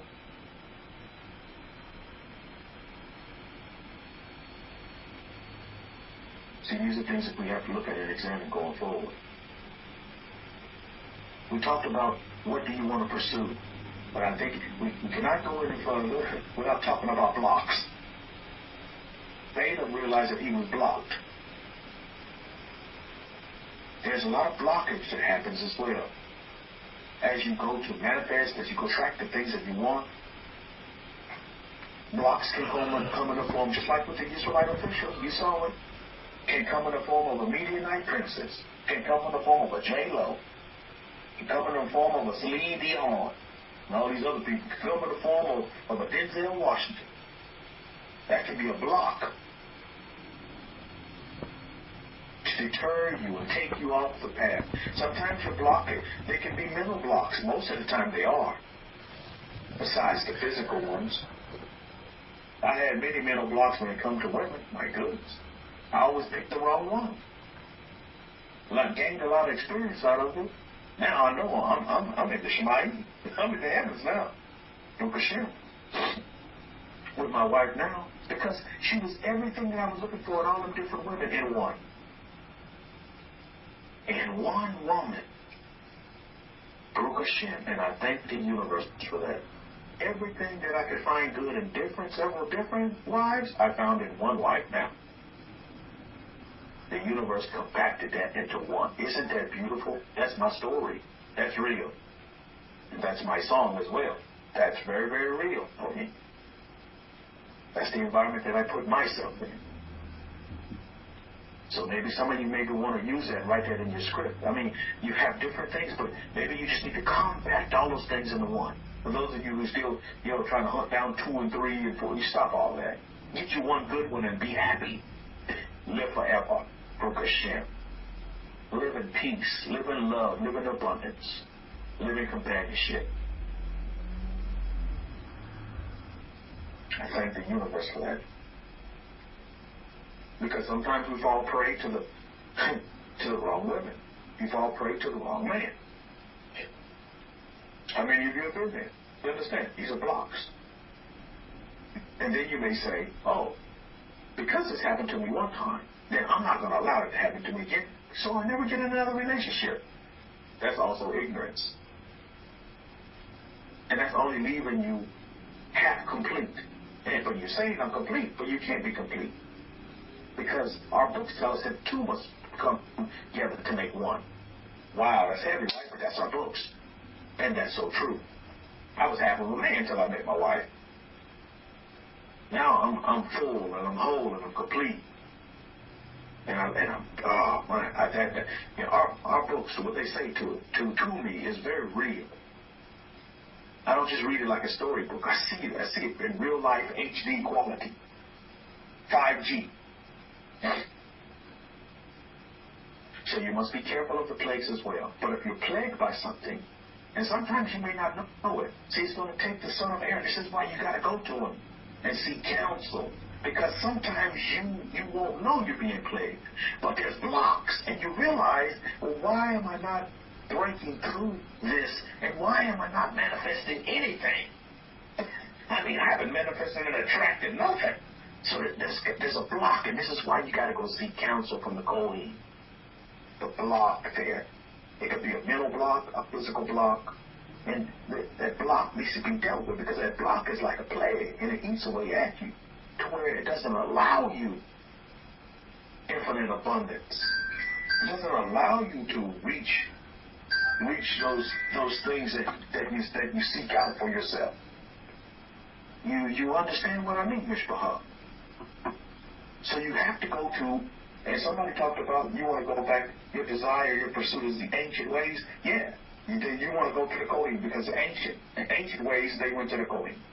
They would go to the sons of Aaron and they would get counsel and everything would be corrected. They would get instruction that they needed to go up and execute, perform at higher level. So these are the things that we need to consider going forward. As I spend my time here in Houston, this is what I'm assessing, this is what I'm learning. As I'm giving back and empowering Houston, I'm also being empowered at the same time. Learning many new different things. Learning how to get on with humanity and just how truly to be a blessing and be a light in the nation. Remember we talked about the groups. I see why all the rich people live together in their communities now, because it's a vibration thing. Don't look at it as segregate. Oh, they segregating the rich from the poor, blah, blah, blah. No, it's a vibration thing. It's very important for you to understand. It's a frequency thing. It's a commonality type thing. See, they all are pursuing these types of things. And I'm not saying this to say this, that people in the ghetto don't have pursuits. I'm not saying that. Because there's a lot of people that comes out of the ghettos, right, that do have pursuits and they become very successful. And you know what? It's the ghettos that gave them fuel to not want to go back to the ghetto looking at the river. You know what I mean? So you can get that as well. You know, so don't just sit there and say, well, they're just saying that people in the ghetto. No, I'm not saying that at all. I'm always definitely not saying that as well. But they use it as a motivator. Just like I told you, use the Joneses as a motivator. Well, the Joneses have this, they have this big house, whatever. That's your motivator. Why you can't have it? Shane, I said, I want my own car dealership. Everybody else has one. Why can't he have one? Motivation. That doesn't stop him from having one either. Designing his own cars the way he wanted to design his own car dealership.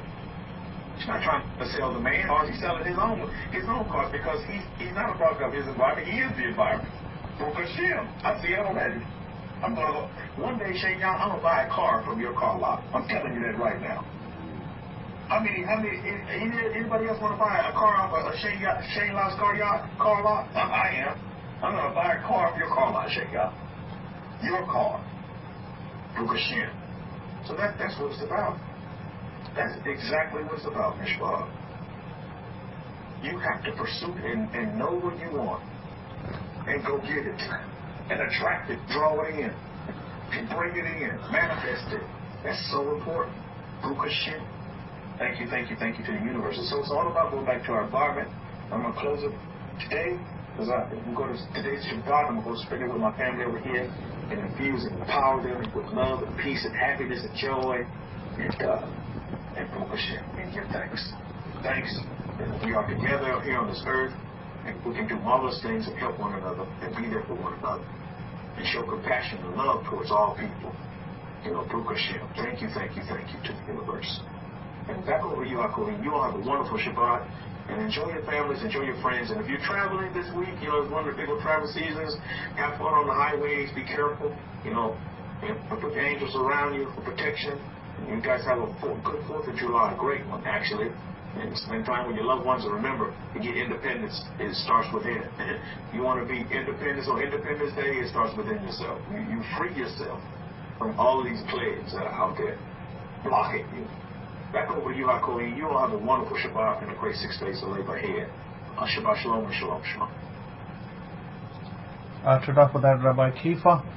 And just to give you some more instructions regarding inner voices, or I would call these your inner spirit, or the Holy Spirit in Chokhmah, because you will receive guidance from internally as well. And as you receive clarity, as you do your chakra cleaning, you do your grounding, you will get an inner voice that will speak to you. As more clarity comes, you will hear this voice better and better, maybe even more clearer. And what you need to do is to listen to that voice, because that voice will guide you in your everyday things going on around you. For instance, a student of mine today told me that she had an inner voice tell her. She did her little prayer and the inner voice told her that she needs to contact her cousin and he has some money for her, and she didn't listen to the inner voice and just went about her way saying to herself, well, you know, the cousin was supposed to give her $2,500. He didn't give her. He made some excuses in the near past, and she kind of discounted it as, no, I'm not going to do this because he paid me the money before. Why should I go ask him now? But then when she got home, the inner voice told her again to connect with the cousin. And when she did connect with the cousin, did send the message to him, she said that he was basically responding back, apologizing for what had happened and the fact that he was supposed to give her this gift and didn't give her, that he's going to give her the gift now. That's $2,500, by the way. So the point being, listen to your internal voice. That is the voice of the Spirit that dwells within you. And if you do, sometimes that Spirit should guide you. Now, another question that may come is, how do I know if the voice is telling me to do something right or wrong? Because you do hear from people who do nasty things, go kill somebody, and they say, oh, but the inner voice told me. Obviously, it's very simple, and this question can be rephrased as to, how do we know that what we are asking for is right in God's sight? Because, somebody could turn around and say, hey, I want to be owner of, I want to be owner of some property, some big property out there. Or somebody could ask for something else. Now, how do we know that that would be right? You see, everything is dictated and directed by the law of God. The whole universe that we know, as it stands, as it connects, is dictated by the law of God. It's already established. The law of God doesn't have to re-establish anything. It's already established once forever. So what you are asking for will be established by the law of God, whether it is right or wrong. If you ask for something in which a person's death will ensue, like for instance, if you have an enemy and you say, hey, I want the death of that person, I want him to die, well, that obviously is not something that we are supposed to enact. And if you do enact that, and if that's what you're going to work towards, then what you're actually doing is you're enacting judgment. And when you enact judgment, you technically sit on God's seat, and that could come back and destroy you.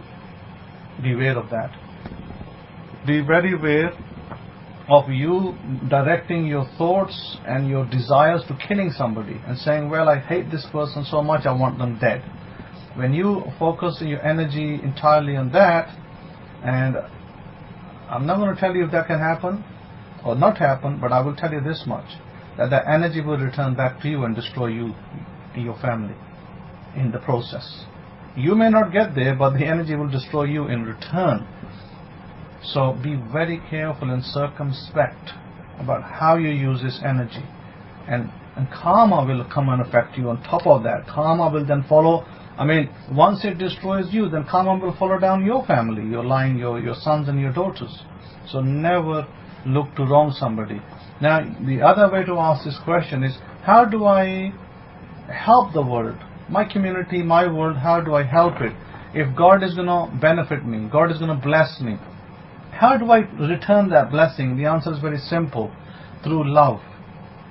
Through your charity, your tzedakah, your donations that you give for the world. That is how you're loving. How are we loving this woman in the East? How are we loving this woman now today? I know this woman, but I don't know her, wider extended family. I don't know if there's many rich people in her family or poor people. I don't know. But my point is this, that what we are doing today, what we have just enacted today, is a way to love her. By providing support for her means, we actually are not only helping her, we are helping ourselves. Because the energy will go out. When we help this person, the energy will go out, woof. It will help her, and that energy will return back to us multifold, blessing us tremendously. All of us that get involved will be blessed tremendously in that act. It will return manifold. That is called giving your love out to the world. And when you give your love out, you're going to receive it multifold back in many, many ways. So don't ever doubt that what you're doing will not impact somebody else's life and your own personal life. It will impact it greatly. Always seek to do good.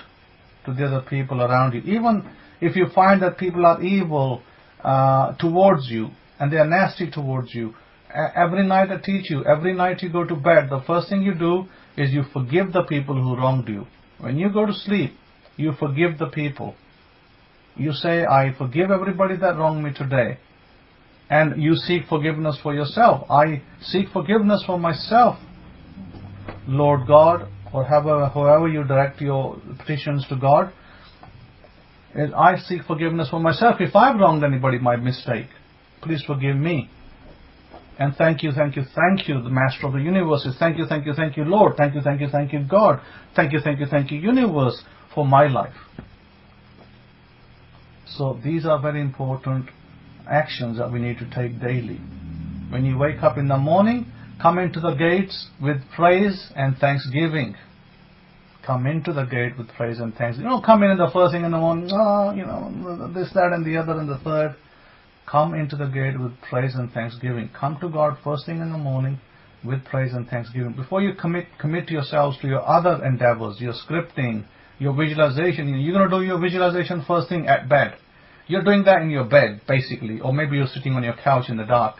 You do that first thing. Then you walk away from that and you switch your light on, and suddenly you become into, from alpha to beta state. What do you do in beta state? You give thanks, but you also give thanks in alpha state too. Because first thing you get up, what do? You give thanks to God. You're alive, you're well, you're whole. You're feeling great. Now you put yourself, through to the grounding. Maybe you need to ground some relatives that are ill. Should ground your relatives if they are ill. And then after that you do your thanksgiving to God. Whether that means picking up the Bible and reading some verses that are enlightening to you. I have a set regime. I follow my set regime every day.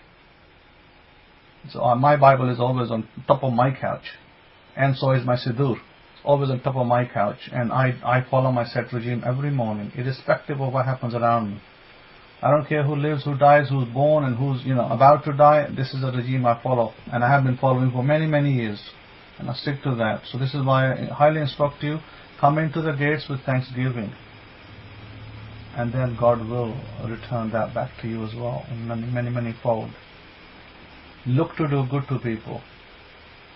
And then when you look to do good to people, then good will come your way, because this is positive karma. Positive karma is when you set to do something great, and God will send you great. So again, very important to learn these little things that will go a long, long way to your benefit. Remember, as those of you who were here before, and I taught them, maybe you need to go back to the lectures and relearn what is the process of us writing our script, and what is the process of us doing the things that we do. Why do we do it that particular order? And it's very important to practice non-judgment. It's called non-resistance. Yeshua, Jesus said, what did he say? That he said, do not resist evil. So that is basically non-judgment. Non-judgment is where you do not resist. And resistance would be where you will judge somebody. That's resistance. And that creates a block. That creates negative energy. And then there's a whole chain that goes down the road like that. So when you practice neutrality, I made a neutrality recording audio that many of you have received. And if you haven't, you can ask for it and I'll send it to you in email. That neutrality recording is exactly that, to be neutral. I don't care if the next president is our President Trump. I don't care if it's Hillary Clinton. Non-judgmental character. You got to practice neutrality. You got to be in a neutral state. And the problem in America is that people are forced to choose sides. Choose your side. But to me, the man that does greater good for this country is the rightful president. So, man or woman for that matter. So therefore we have to practice non-judgmental actions. And we shouldn't be judgmental actions, standing against people and speaking against other people. Shouldn't do that. It's judgmental. That's resistance. That creates resistance. That creates resistance down ourselves. So why do we ground ourselves? We ground ourselves because we are removing negativities in us, energies in us that are hampering us from progress. So be very clear about what you want in your life. Be very clear about that. Write it out clearly. Your top 3 goals should be absolutely crystal clear what you want.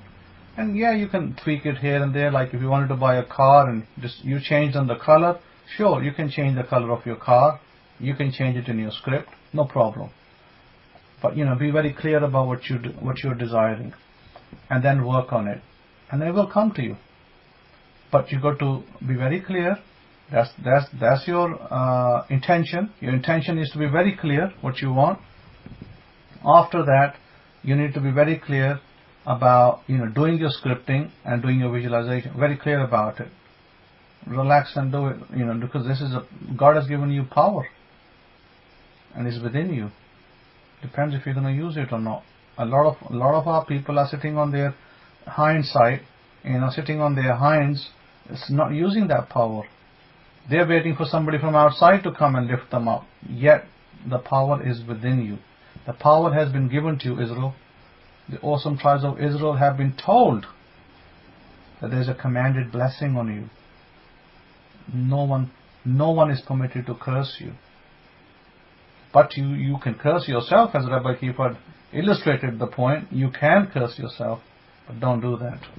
So with that, I'll leave you in shalom, peace, joy with the families, with your families. Enjoy yourselves if you're traveling after the Sabbath, and enjoy yourselves if you're going to be visiting with your families. Enjoy the 4th of July. Pray for the peace of this country and the greatness of this nation, because God has placed us here. So we need to pray for this nation's peace, well-being, and happiness of the people within. Because, as I say, I am British by nationality, but I'm also American now. So I've got to look out for this nation too. So therefore, we got to speak good words about our nation. My love is for this country and for the president, and my love is for the second nation where I came from, and my love is for the third nation where I was born. So, I don't carry hatred for any particular country where I was dwelling in. I will never do that. So therefore, I would encourage you to do so. There was a little story actually I wanted to tell you, which I think you might find it interesting. And there was this particular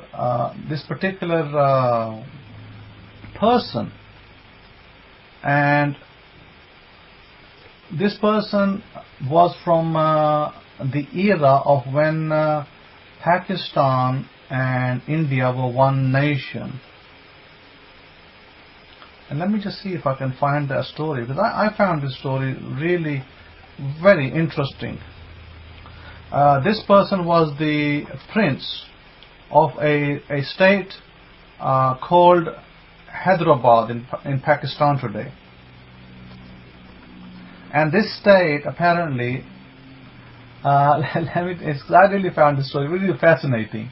This man's name, listen to this. This man, right, was once one of the richest men in the world between a certain period. I believe the period was between 1942 to, it was a short period, it's about 6 years. And he was one of the richest men in the world. And what I found odd was that he was a prince. He owned a palace over there in what's today termed Pakistan. And of course, at one time, this was all India. So anyway, he had given over some money in 1948. This is right after the separation of Pakistan and India, what they call the partition plan. He had given some money over to, I guess, Pakistan military or somebody for some weapon support, because India was attacking his region. He was a prince of that region. And I was kind of surprising to me that this man sent a gift to the Queen of England, Elizabeth, and her husband, Philip. And my goodness, I was like, wow, this man had some serious gifts. And do you know what he gifted to her? He gifted to her a diamond tiara. What a beautiful, tiara he gifted her to the Queen. And then his money was locked up in this National Westminster Bank in England. Those of you from England will know what I'm talking about.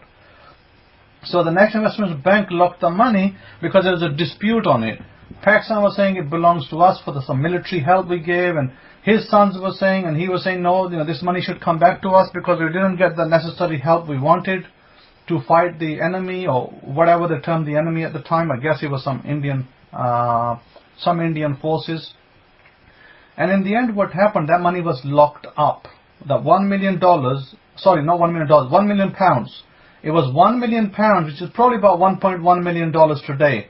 It was locked up in 1948 and it's still locked up today in 2019. This money is today worth, in pounds, I believe it's worth £45 million today. And they are fighting over it. Now today, the prince of that region in Pakistan is dead. He died. He has two sons. One is 80 years old and one is around 83 years old. And they have filed a claim. Listen to this. The money is simply earning interest, nothing else. Interest on the bank. Worth from 1.1, right, yeah, 1 million pounds to 45 million pounds today. Pakistan's fighting over the money, the state. In 2013, they basically first said you can't sue the state. Then they said, okay, in 2013 they said you can sue the state. So the judges in England said you can sue the state, so they basically changed the case and they're still fighting it. And now I heard that the case has gone to the House of Lords in England. The House of Lords is going to decide for the Nizam of Hyderabad and his sons, whether to duly grant them the 45 million odd pounds, or whether the Pakistan state can have that money for their services which they claim they gave them. But my goodness, what a story. And apparently the judgment is in 6 weeks from now. I thought it was really exciting. So I'm thinking, right, Pakistan government should be ashamed of themselves, what they're asking for, because if these people get the money, the rightful owners of the money are the sons of the Nizam, the prince. If they get this money, they're going to do good to many people. I mean, think, 45 million pounds, how they can use it to benefit their families, the people around them in that state, and maybe they'll spend a lot of money in Pakistan at the time. So it's really win-win situation. But if it goes to the government coffers, well, guess who's going to see that money? People are not going to see it. So therefore, I think this should go straight to that man's family. And I shall be praying for that too. On that endeavor, I've put it into the air that God will grant him the victory. The man who actually is a prince. So therefore, I thought this was a brilliant kind of little story that came to me, and I was like, wow, this is amazing, isn't it? That there was a man actually in Pakistan that was the richest man in the world at one time, who had given really high quality gifts to the people. And so therefore, Pakistan government claims that the Indian aggression against the Hyderabad government at the time was the one that precedented the country to help them and all that, so on and so forth. But this is just a whitewash. It's just whitewash. At the end of the day, the Nizam was a good man. He wanted to help his people. He gave some money for some support. He never got it properly. And I think the money is sitting there in the bank and he should get it, period. That's really, to me, right, this is a simple case where the Nizam's money has been held up. And it shouldn't be. It should go to the rightful owners of those people, and I can see a lot of good coming from that money through his family, and so therefore, kudos to them once they get that money. So I thought that would be a nice little story to share with you. So with that, I love you and I leave you. Have a great Shabbat, great week ahead. Shabbat Shalom and Shalom Shalom to you.